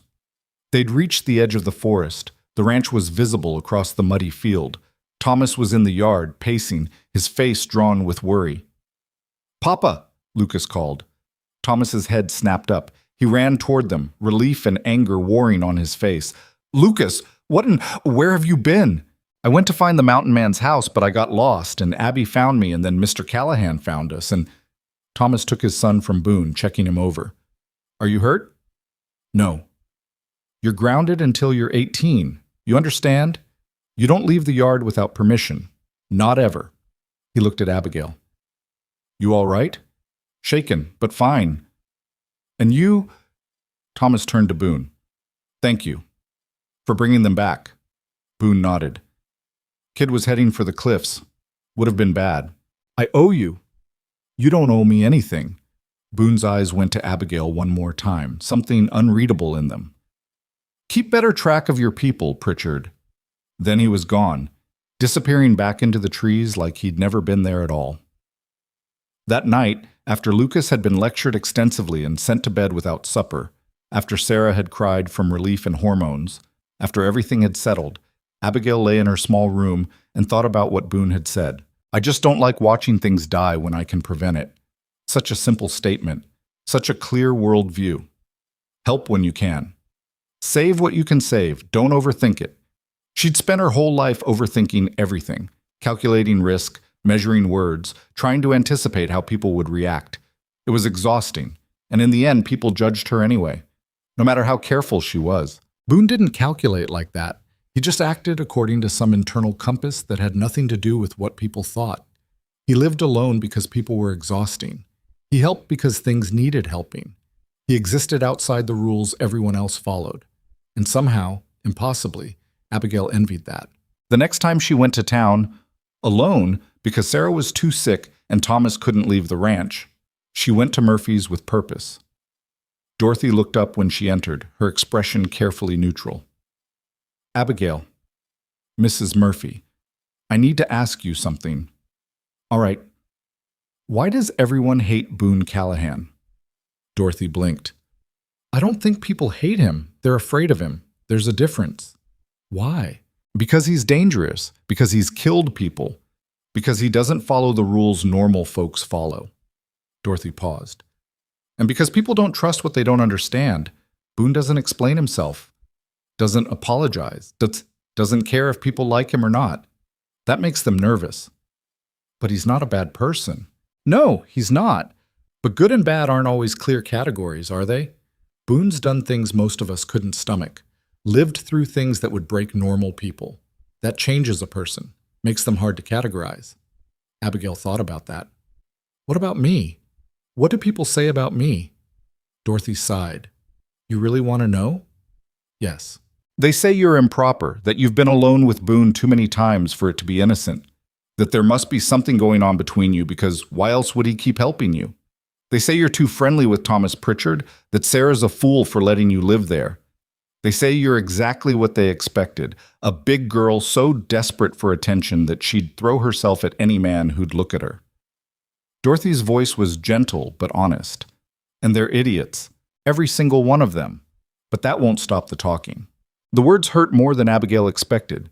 She'd known people were saying things, but hearing them laid out so bluntly was different. What should I do? Depends on what you want. If you want to stay in Pine Ridge, keep your head down, avoid Boone, let the gossip die down eventually. If you don't care about staying, Dorothy shrugged. Then do whatever you want. Abigail bought her supplies and left, Dorothy's words echoing in her head. What did she want? To stay safe and accepted, or to live according to something truer, even if it cost her everything? She didn't know. But riding back to the ranch through the spring mud, she found herself thinking not about safety, but about blue eyes and careful hands, and a man who lived according to his own rules and didn't apologize for it. And she wondered what it would be like to do the same. The answer came 3 weeks later, though not in any way Abigail expected. She was in the garden behind the house. Calling it a garden was generous. It was mostly weeds and hope, trying to coax vegetables from the stubborn mountain soil. Sarah was inside with the children, and Thomas had ridden to check the north fence line. The afternoon was warm, the first real heat of summer beginning to build. Abigail was on her knees, pulling weeds with more force than necessary, when she heard the horse, not Thomas. The rhythm was wrong. She stood, wiping dirt from her hands, and saw a rider approaching from the direction of town. As he got closer, she recognized Jack Turner. Her stomach tightened. Jack pulled up near the garden fence, swaying slightly in the saddle, drunk or close to it. His eyes were bloodshot, his face flushed with heat and alcohol. "Well, well," he said, his words slurring together. "The famous Abigail Harper, all alone. Mr. Turner, can I help you with something? Can you help me?" He laughed, an ugly sound. "That's rich. You've been helping yourself pretty good, haven't you? First Thomas Pritchard, then Boone Callahan. Busy girl." Abigail kept her voice level. "You need to leave." "Why? Because you say so? You don't get to tell me what to do. You're nobody, just some fat whore who—" "Get off this property, now." "Or what?" Jack dismounted, stumbling slightly, then steadied himself against the fence. "You gonna run crying to your mountain man? He ain't here to save you this time." Abigail glanced toward the house. Sarah was inside with 2 small children. She couldn't handle this, and Thomas was too far away to hear if she screamed.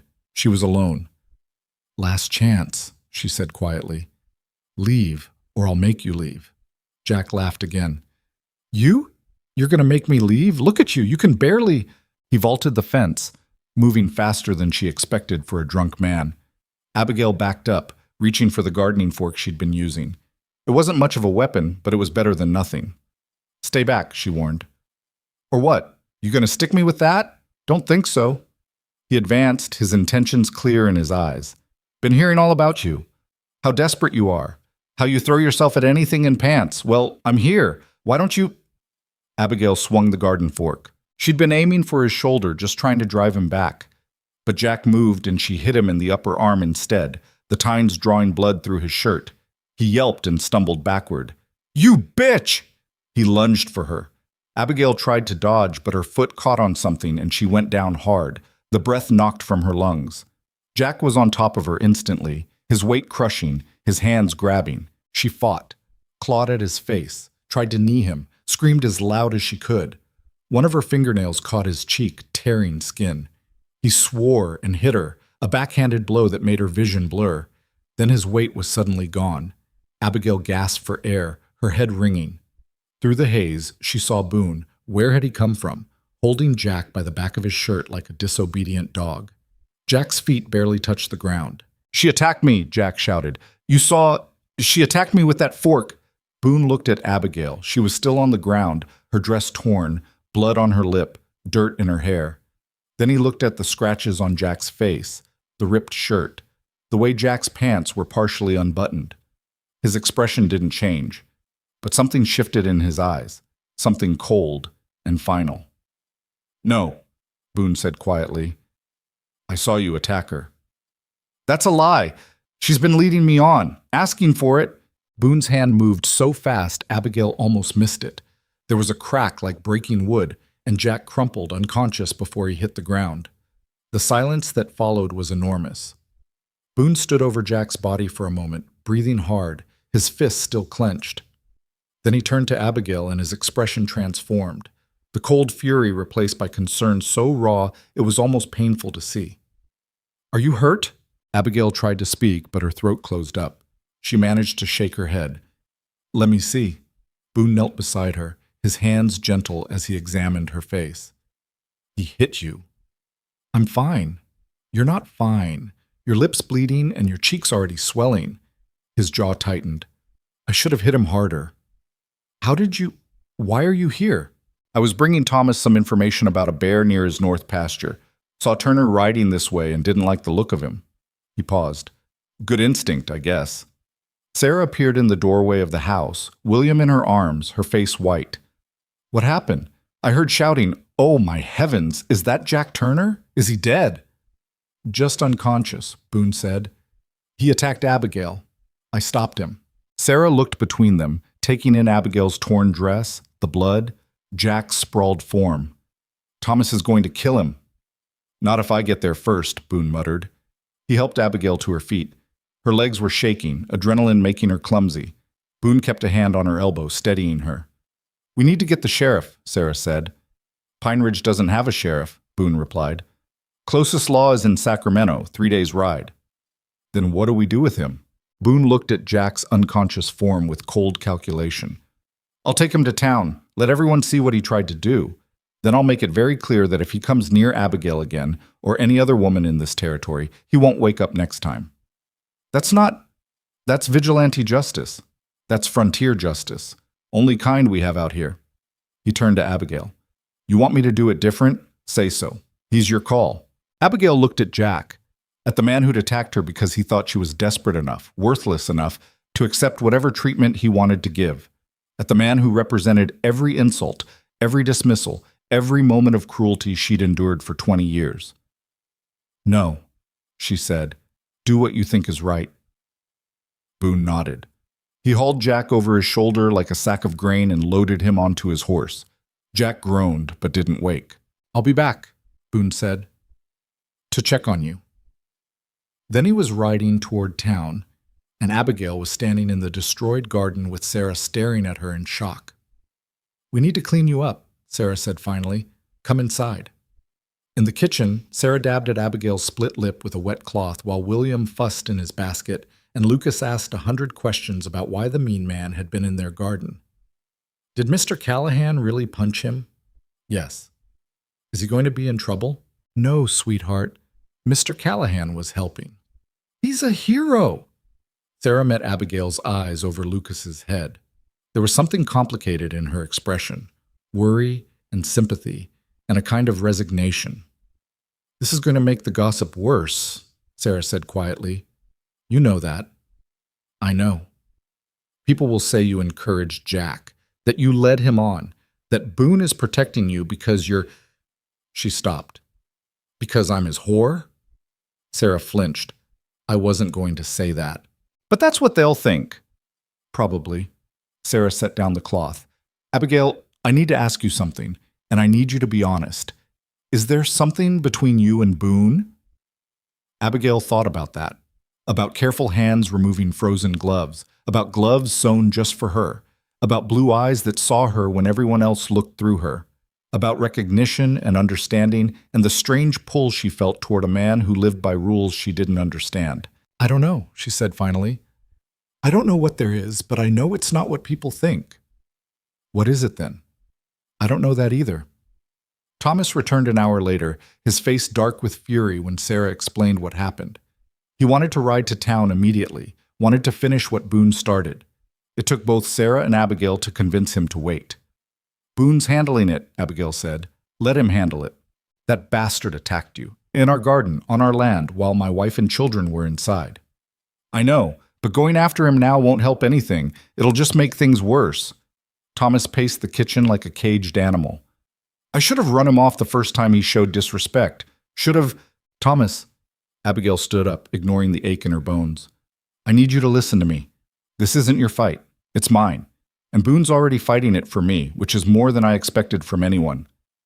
You're family now. That makes it my fight too. The word family hit Abigail harder than she expected. Family.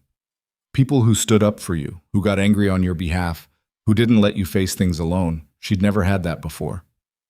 Thank you, she whispered. Boone returned just before dark. Thomas met him in the yard, and Abigail watched from the window as the two men talked. She couldn't hear what they said, but she saw Thomas nod, saw him grip Boone's shoulder in what looked like gratitude. Then Boone looked toward the house, directly at the window where Abigail stood. Their eyes met across the distance. He didn't smile, she'd never seen him smile, but something in his expression softened. He raised his hand in what might have been a goodbye, or might have been something else. Then he was riding away into the gathering dusk. Thomas came inside looking grim but satisfied. The whole town knows what Jack tried to do. Boone made sure of it, took him straight to the saloon, dumped him on the floor, told everyone exactly what happened. Then he told Jack that if he ever comes near you again, or says your name again, or even thinks about you again, Boone will know. And Boone will come for him. How will he know? Sarah asked. Thomas shrugged. He won't, but Jack believes he will. That's what matters. What about the gossip? Abigail asked. About me and Boone. Thomas's expression hardened. Boone addressed that too, said anyone who wants to spread lies about your character is welcome to say them to his face. Nobody took him up on it. So Boone had defended her twice in one day. Once with his fists, once with his words. And in doing so, he tied his reputation to hers even more tightly. She should probably feel grateful. Instead, she felt something more complicated. A mixture of gratitude and guilt, and a growing awareness that whatever was happening between them, it was moving beyond her control. That night, alone in her room, Abigail examined her reflection in the small mirror Sarah had given her. Her lip was swollen, her cheek bruised. She looked like she'd been in a fight. She had been in a fight. And she'd fought back. Stabbed Jack with a garden fork, clawed his face, screamed. She'd fought instead of freezing, instead of accepting whatever he wanted to do to her because fighting back would only make things worse. Something had changed in her. She wasn't sure when, maybe during the winter, maybe earlier, maybe the moment she'd climbed on that stagecoach in Denver. But she'd stopped being the girl who took whatever the world gave her and started being someone who fought. The question was whether fighting would cost her everything she'd built. The answer came sooner than expected. 3 days later, Martha Davies showed up at the ranch. Sarah answered the door and Abigail heard raised voices from the kitchen where she was kneading bread. I'm sorry, Sarah, but I have to say something. Then say it and go, Martha. I have a sick child and no patience for gossip. It's not gossip when it's true. That girl is ruining your reputation. First she's alone with Boone Callahan, then she's fighting off Jack Turner, who, drunk as he was, swears she invited him out there, and now Boone's threatening anyone who speaks against her. What's next? When does she drag your family down with her? Abigail set down the dough and walked to the doorway. Both women turned to look at her. If you have something to say about me, Mrs. Davies, say it to my face. Martha's cheeks reddened, but she lifted her chin. Fine, you're improper, scandalous, a woman of loose morals living under the Pritchards' roof, putting them at risk with your behavior. You should leave before you destroy their reputation completely. Martha, Sarah's voice was sharp. That's enough. Is it? Everyone's talking, Sarah, about how Abigail's using you, taking advantage of your kindness, about how she's got her hooks in both Thomas and Boone Callahan, playing one against the other, about how a woman who looks like her must be desperate enough to do anything for male attention. Get out! Thomas appeared behind them, his voice cold. Get off my property and don't come back. I'm trying to help you see. You're spreading poison, same as everyone else who's got nothing better to do than tear down a woman who's worked harder than any of them. Abigail Harper has been nothing but good to this family. She's earned her place here 10 times over. And what people say about her, about us, matters exactly 0 to me. Now leave. Martha left, her face tight with anger. Sarah closed the door and leaned against it, looking exhausted. I'm sorry, Abigail. I should have stopped her sooner. It's fine.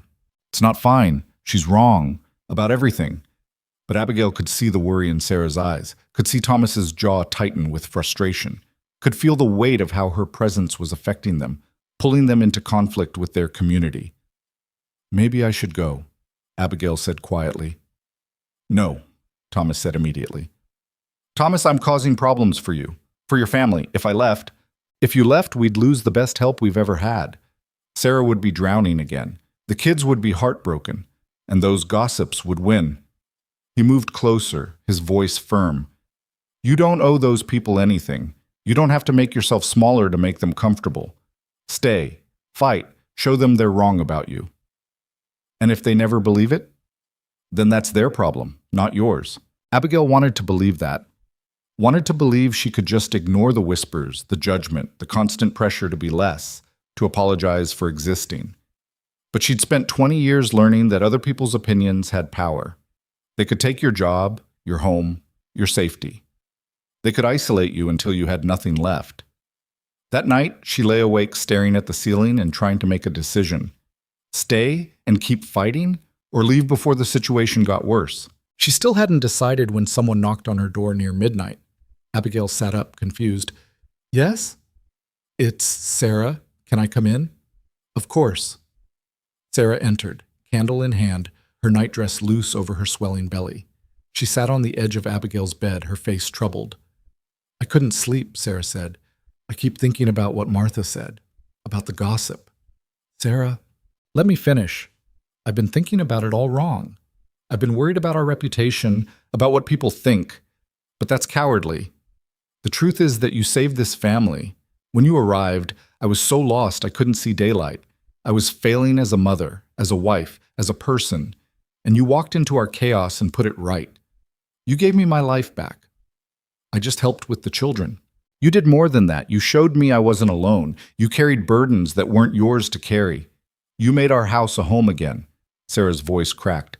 So I don't care what Martha Davies thinks. I don't care what anyone thinks.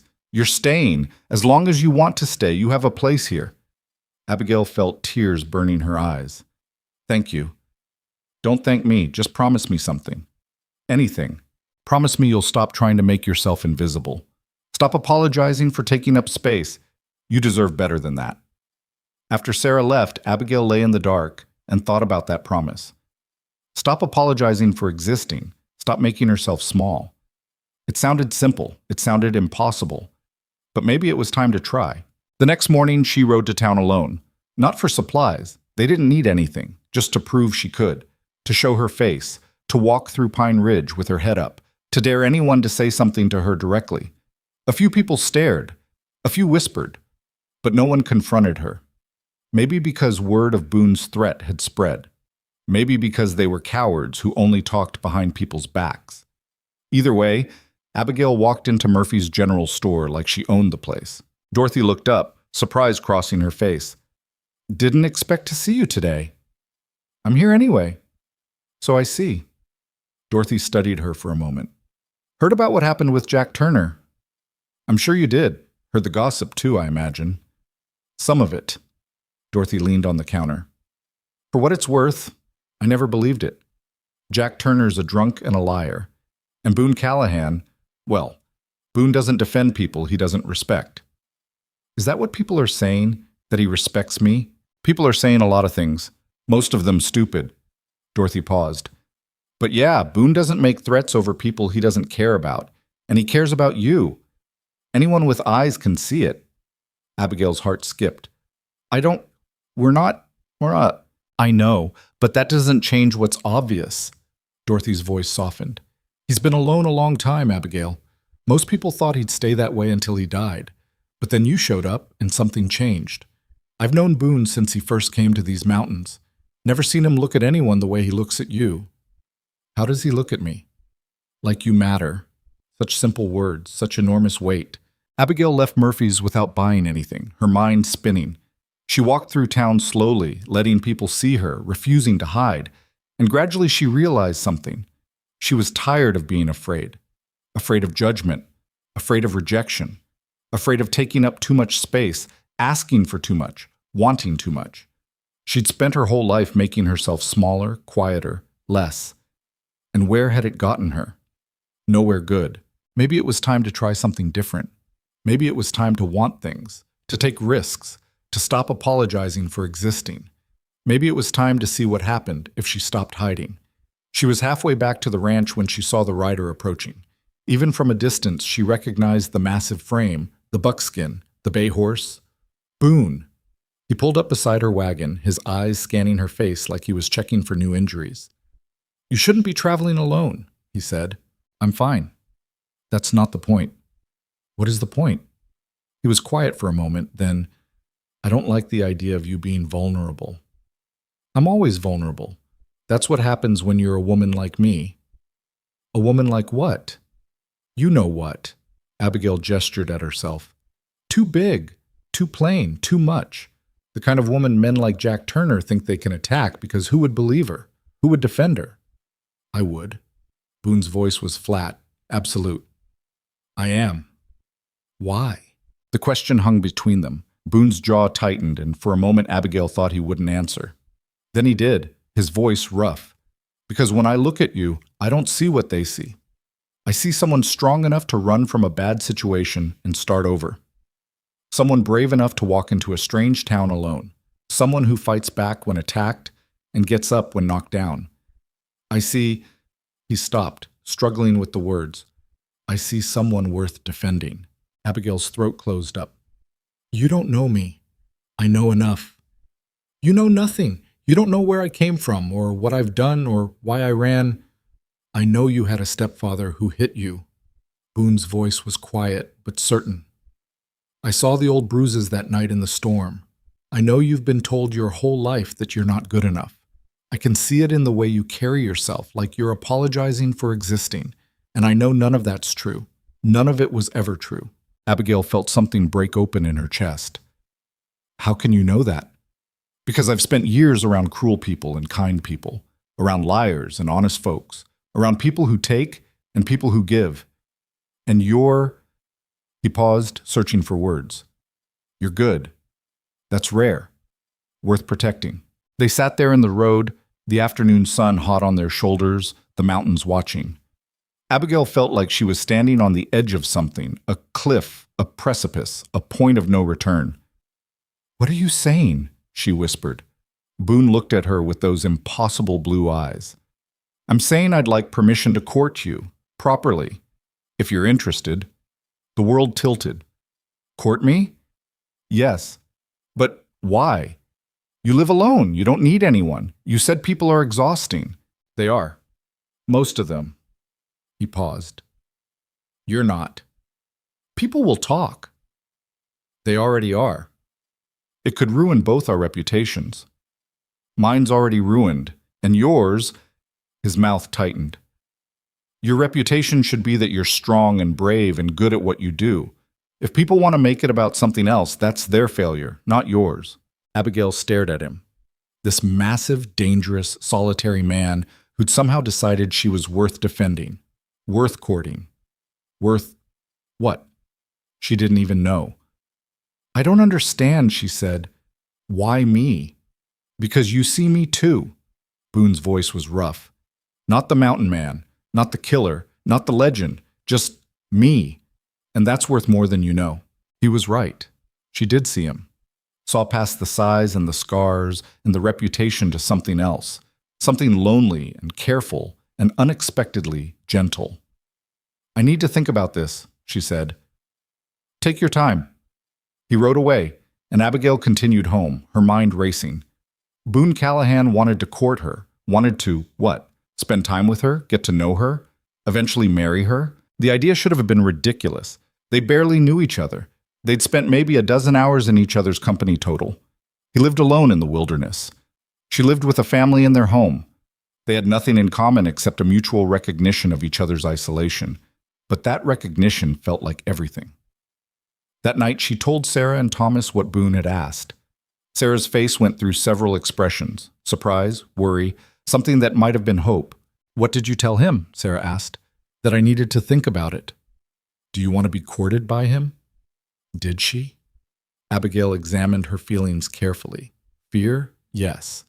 Uncertainty? Definitely. But underneath that, excitement, hope, the possibility of something she'd never dared imagine. I think I do, she said slowly. But I don't know if I should, Thomas spoke up. Why not?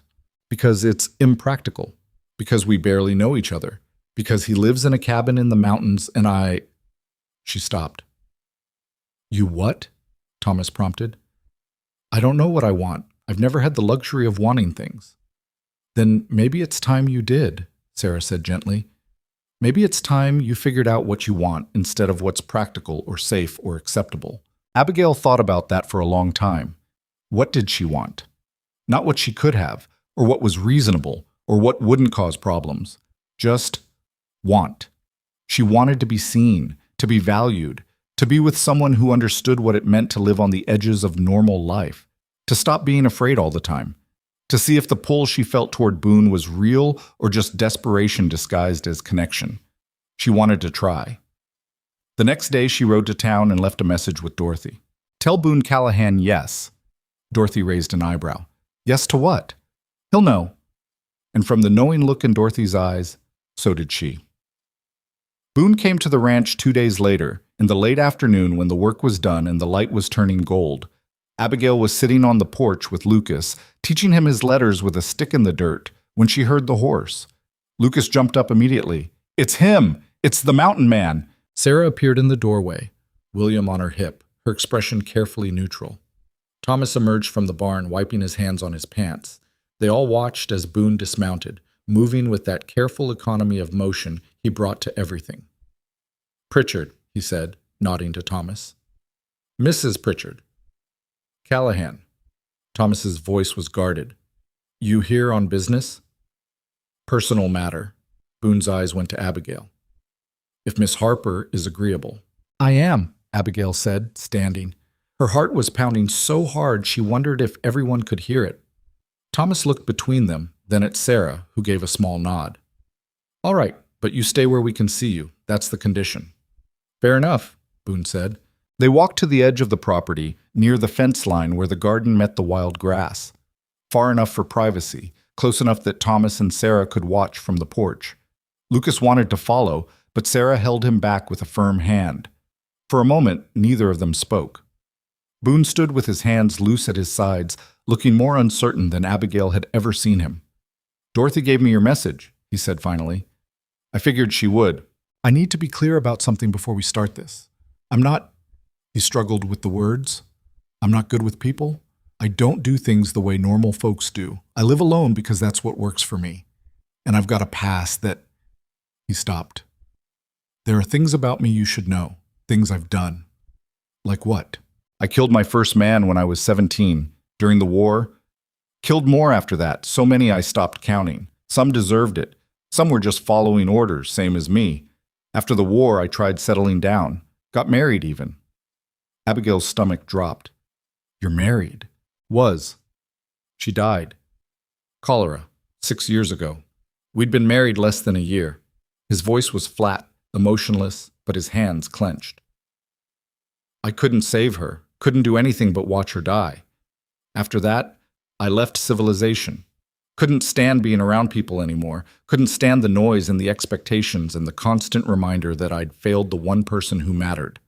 That's not failure, that's tragedy. Felt like failure. He looked at her directly. I'm telling you this because you need to understand what you'd be getting into. I'm not some romantic idea of a mountain man.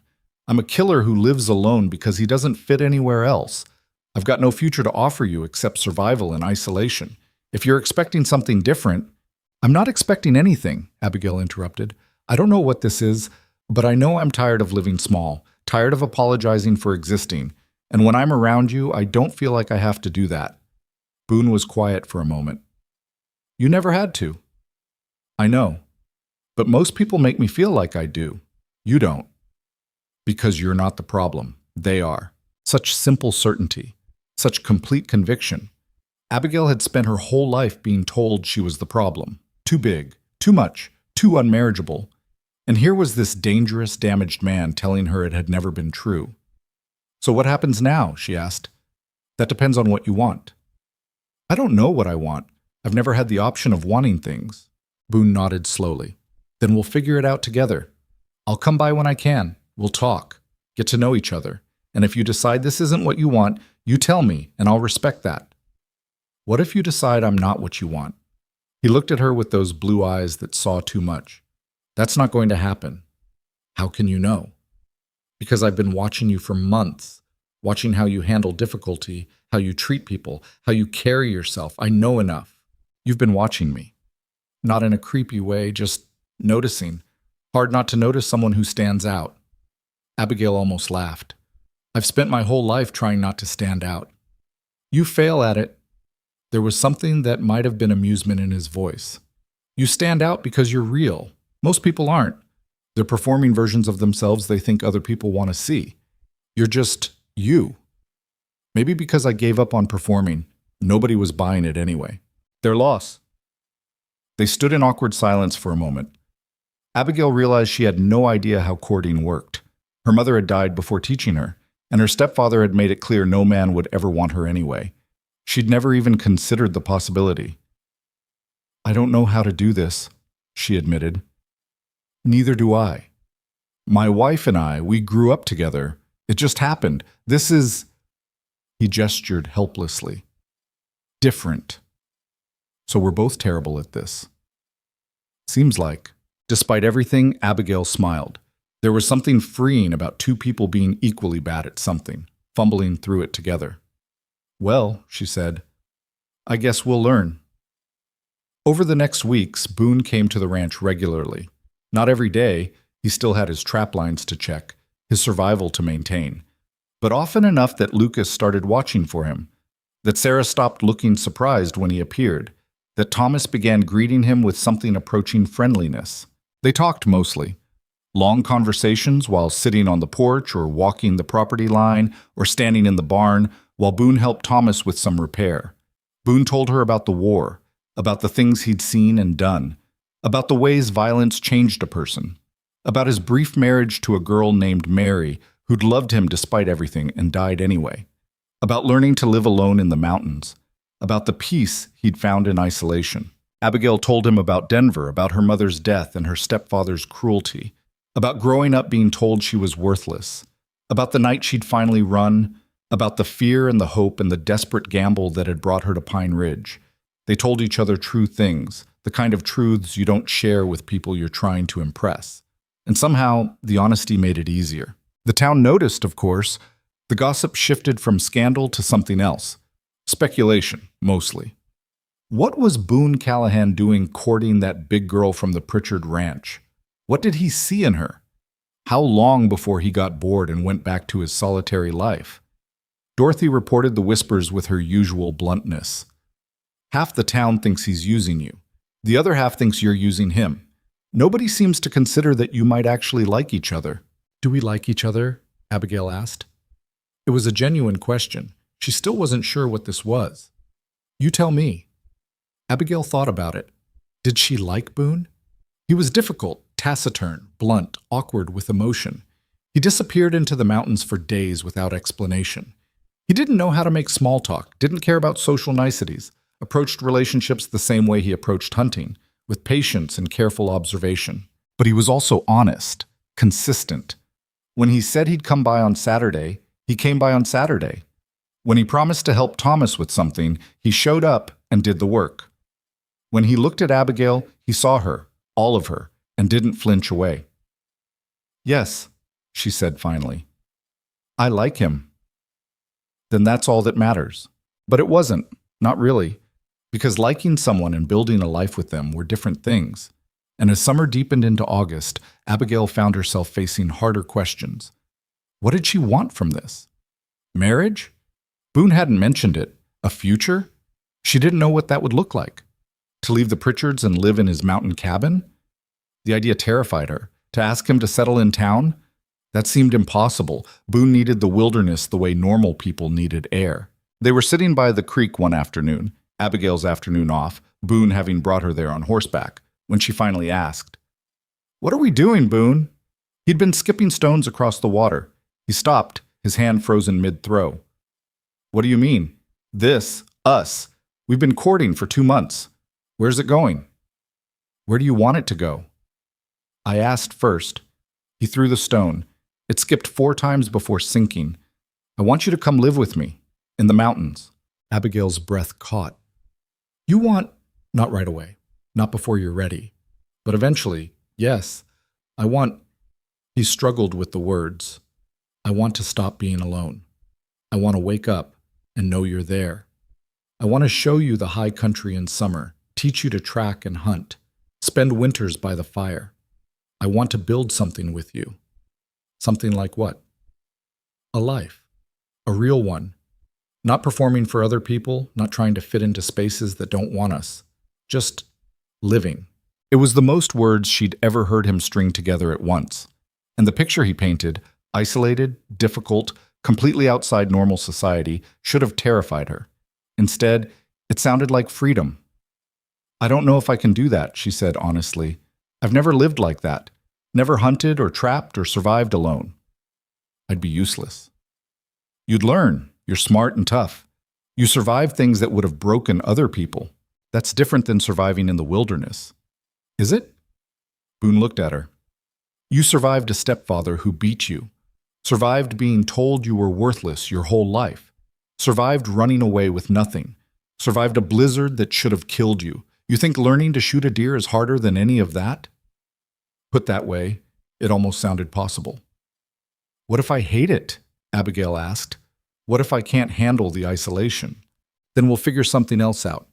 Maybe split time between the cabin and town. Maybe find some middle ground. He paused. I'm not trying to trap you, Abigail. I'm offering you a choice, a real one.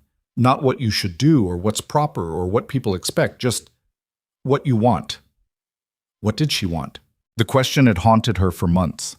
And sitting there by the creek, watching the water flow past, Abigail realized the answer had been forming slowly, piece by piece, since the night she'd spent in Boone's cabin. She wanted to stop being afraid, stop making herself small, stop apologizing for taking up space in the world. She wanted to be with someone who saw her completely and didn't ask her to be different. She wanted to find out who she could be when she stopped performing for an audience that had never wanted her anyway. I need time, she said finally, to think about it, to prepare. Take all the time you need. They sat in silence, watching the water, and Abigail felt something settling in her chest. Not certainty exactly, but the beginning of it. The decision came a month later, though not in any way she expected. Sarah went into labor on a Tuesday afternoon, 3 weeks early. Thomas rode for Doc Williams while Abigail tried to keep Sarah calm. The labor was hard, harder than it had been with William, and lasted through the night into the next morning. Abigail stayed with her the whole time, holding her hand, wiping her face, talking her through the contractions. Doc Williams arrived and did what he could, but mostly it was just waiting, enduring, surviving. The baby came just before dawn, a girl, tiny but healthy, screaming her fury at the world. Sarah sobbed with relief. Thomas looked like he might faint. And Abigail held the newest Pritchard in her arms and felt something shift inside her. This family had saved her, given her a home when she had nothing, treated her like she mattered. But staying here, staying safe, meant staying small. Meant building her life around supporting other people's lives instead of building her own. She loved Sarah and Thomas, loved Lucas and William and the new baby they'd named Emma. But loving them didn't mean she had to sacrifice herself for them. She could leave and they'd survive. They'd hire someone else, or manage on their own, or figure something out. They'd be fine, and she could finally stop hiding. She told them a week later after Sarah had recovered and Emma had settled into the chaos of the household. They were sitting around the dinner table, all of them, even Lucas, who was supposed to be in bed, when Abigail cleared her throat. I need to tell you something. Sarah's face went carefully blank. All right. I'm leaving. Going to live with Boone. In the mountains. Silence. Lucas looked confused. Thomas studied his plate. Sarah's eyes filled with tears. When? Sarah asked. End of the month. Before the first snow. That's... Sarah swallowed hard. That's soon. I know. But if I wait until I'm ready, I'll never go. I need to just do it.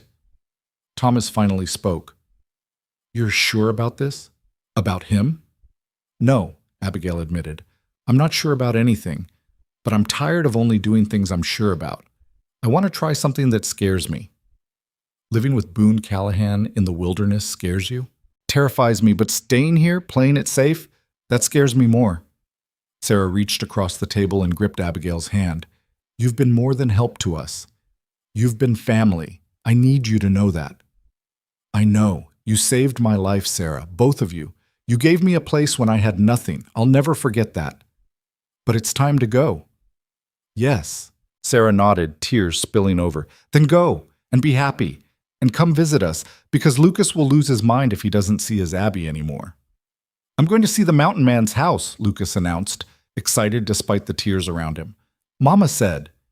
Someday, Sarah confirmed, when you're older. The next weeks passed in a blur of preparation. Boone came to town more often, helping Abigail figure out what she'd need for mountain life. Warm clothes. He'd already started sewing her a fur-lined coat. Practical boots, supplies, skills.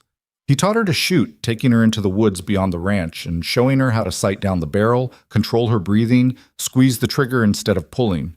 She was terrible at first, but Boone was patient in a way she hadn't expected. You're thinking too much, he'd say. Trust your instinct. My instinct is to close my eyes and pray. That's not an instinct. That's panic. Try again. By the end of the second week, she could hit a target more often than not.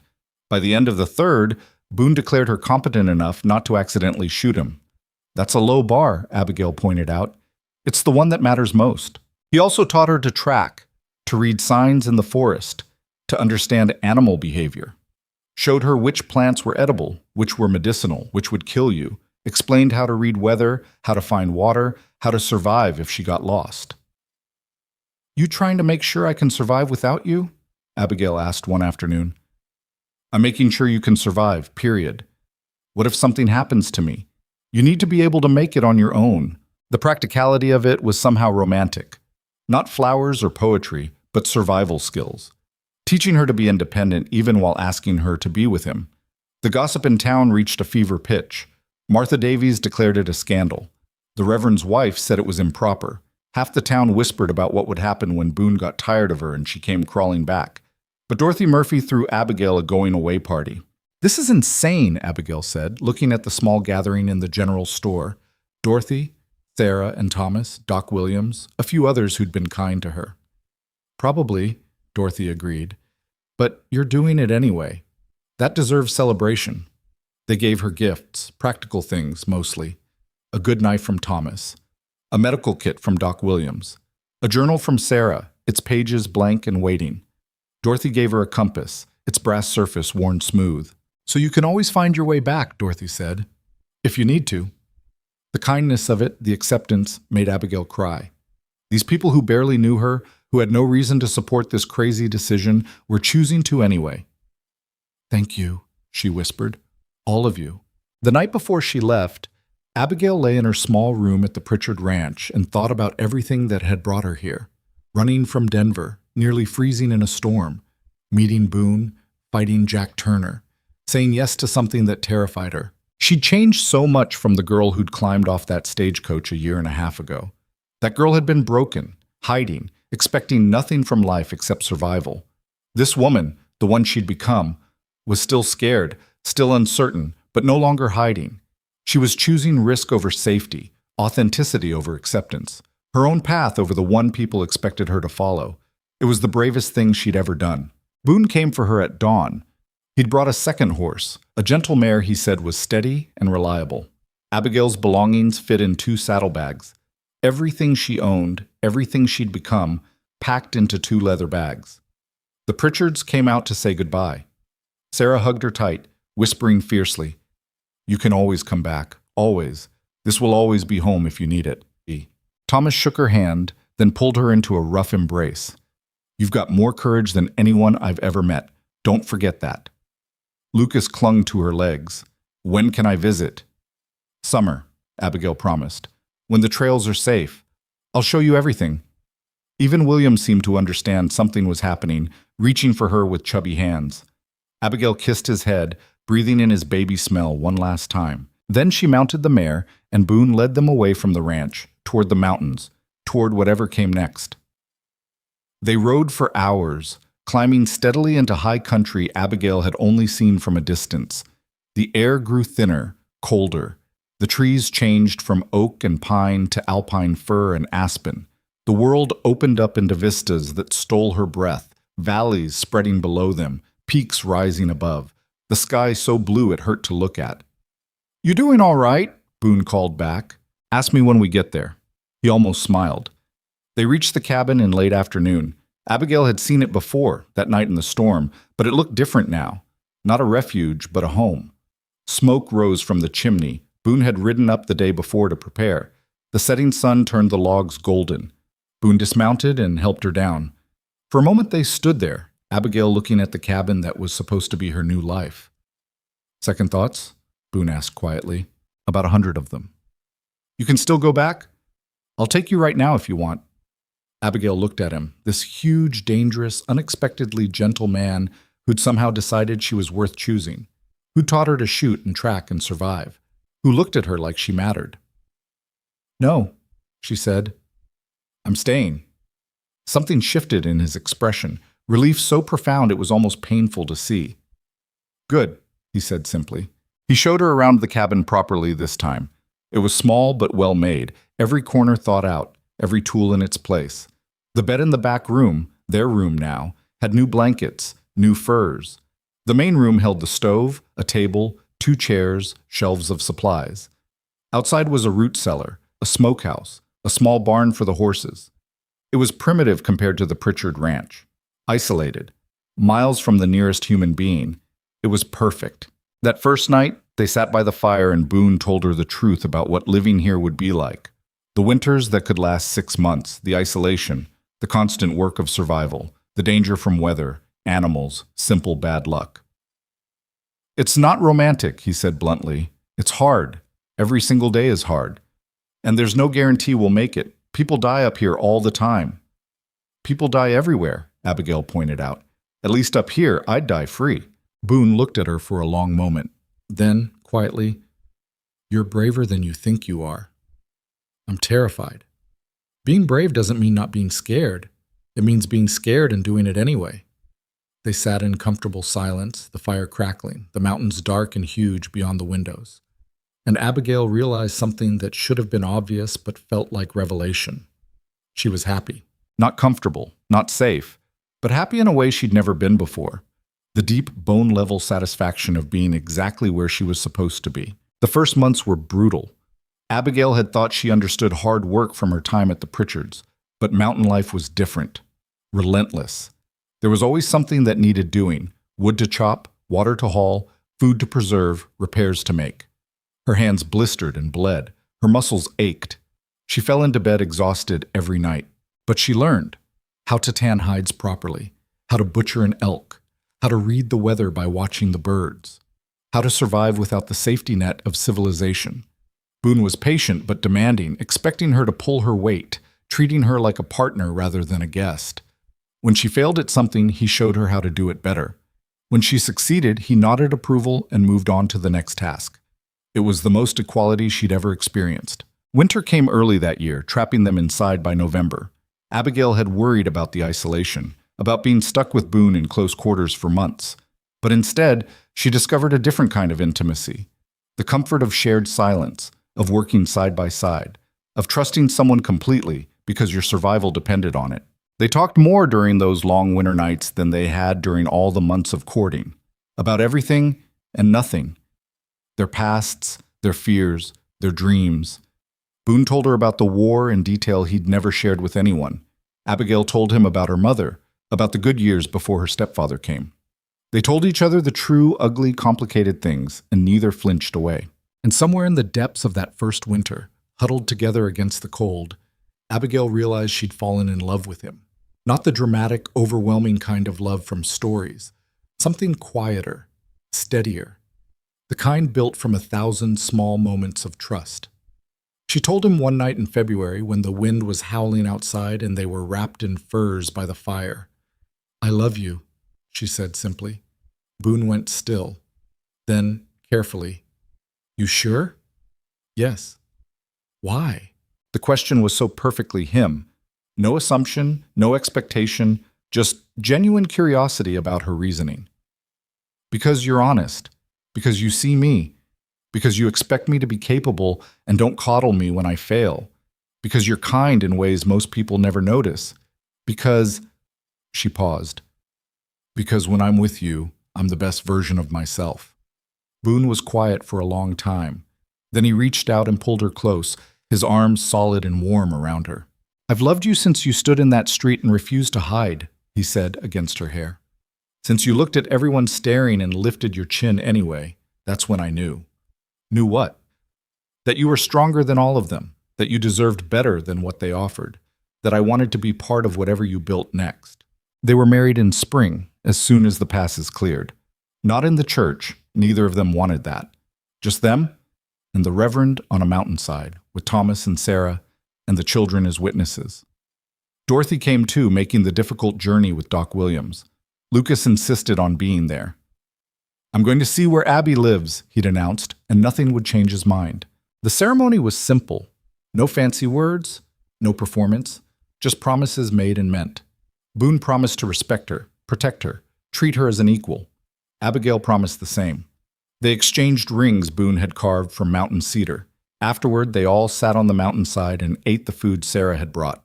Lucas ran around exploring until he exhausted himself. Emma slept in Sarah's arms. Thomas and Boone talked about elk migration patterns. It was strange and imperfect and completely right. Dorothy pulled Abigail aside as they were preparing to leave. "You happy?" "Yes." "You sure? Because this is a hard life, Abigail. No one would blame you if you changed your mind." "I'm not changing my mind. This is where I belong." Dorothy studied her face, then nodded. "You've grown up. That scared girl who got off the stagecoach, she's gone." "She's not gone. She's just not scared anymore." After everyone left, Boone and Abigail stood on their mountainside and looked out at the world spreading below them. Towns and ranches and civilization, all of it distant and irrelevant. "Any regrets?" Boone asked. "Not one. Even though people probably think you're crazy? Let them think what they want. I stopped caring what people think." "When did that happen?" Abigail thought about it. "The day I said yes to you. The day I chose what I wanted instead of what was safe." Boone pulled her close. "Best decision you ever made." "Second best," Abigail corrected. "First was getting on that stagecoach in Denver." They stood there as the sun set, painting the mountains gold and red and purple. And Abigail thought about the journey that had brought her here, from a girl who thought she deserved nothing to a woman who'd claimed everything. The years that followed weren't easy. There were hard winters and failed hunts and times when survival felt impossible. There were moments when Abigail missed civilization, missed easy conversation and soft beds and food she didn't have to kill herself. But there were also summers in the high country, where the wildflowers grew so thick you couldn't walk without crushing them. There were autumn days when the aspens turned gold and the whole world looked like fire. There were winter nights by the fire, safe and warm while the storm raged outside. There were children, eventually, 2 daughters who grew up wild and free, learning to track and hunt and survive before they learned to read. Who knew how to skin a rabbit at 6 and quote poetry at 7? Who moved between civilization and wilderness with the ease of people who belonged in both places. There were visits to Pine Ridge where Dorothy grew older and Doc Williams finally quit drinking, and the town slowly accepted that Abigail Harper Callahan wasn't coming back, that she'd found something in those mountains they couldn't understand. And there was Boone, constant and steady, growing older beside her. His hair went gray, his scars multiplied, but his eyes stayed the same blue and his hands stayed gentle, and he never once made her feel like she was too much. The gossip faded eventually, replaced by legend. People told stories about the big woman who'd married the mountain man, who'd walked away from civilization and never looked back. Some versions made her sound desperate. Some made her sound brave. Most got the details wrong.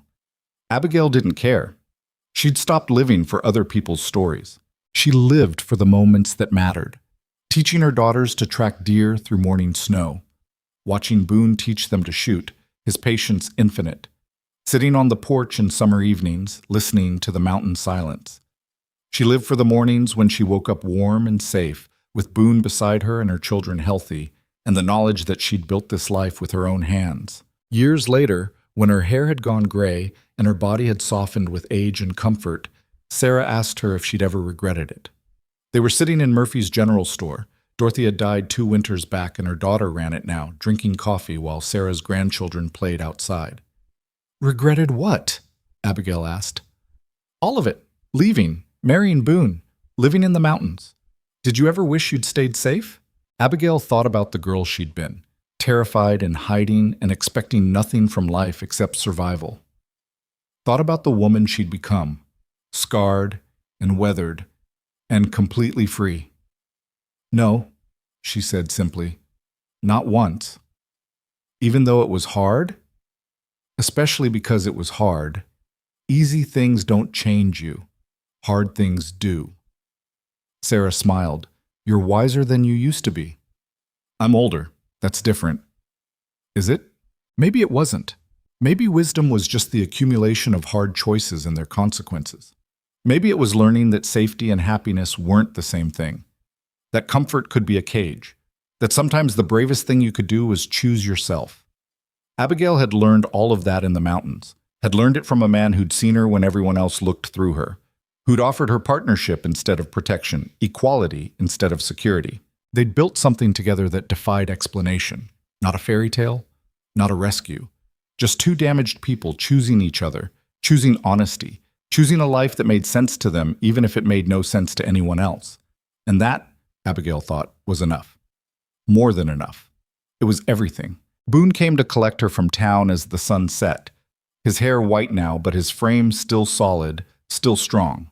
Their youngest daughter rode beside him, 17 and wild, already talking about exploring the territories farther north. "Ready?" Boone asked. Abigail stood, hugging Sarah goodbye, promising to visit again soon. Then she mounted her horse. She'd been riding for 20 years now, could track as well as Boone, could survive alone if she needed to. And they headed home. The mountains rose around them, dark against the fading sky. And Abigail felt the same thing she'd felt that first night in the cabin, that first choice to stay. Peace. Not because her life was perfect, it wasn't. They struggled sometimes, fought occasionally, faced hardships that would have broken weaker partnerships. But they'd chosen each other, kept choosing each other, built a life based on honesty and respect, and the simple recognition that they'd both been lonely long enough. "You're smiling," Boone observed. "Am I? Yeah, what are you thinking about?" "How lucky I am." "Lucky how?" "Lucky I got lost in that storm. Lucky you were there. Lucky I was brave enough to say yes." Boone reached over and took her hand, his grip warm and familiar. "Not luck, choice. You chose brave when safe was easier. That's not luck, that's courage." Maybe he was right. Maybe courage was just fear that kept moving forward anyway. Maybe strength was just surviving long enough to stop believing the lies people told about you. Maybe freedom was just the willingness to risk everything for the chance to be yourself. Abigail had risked everything. And won. Not because her life was easy or comfortable or what anyone expected, but because it was hers. Built with her own hands, according to her own rules, with a partner who saw her completely and loved her anyway. The mountains waited ahead, dark and vast and home. And Abigail rode toward them without fear, without doubt, without regret. She'd spent 20 years being told she was too much, too big, too plain, too unmarriageable, too wrong for the world as it existed. But she'd learned the truth eventually. She wasn't too much. The world had just been too small. So she'd found a bigger world, a truer one, a place where she could be exactly who she was without apology, and she'd never looked back.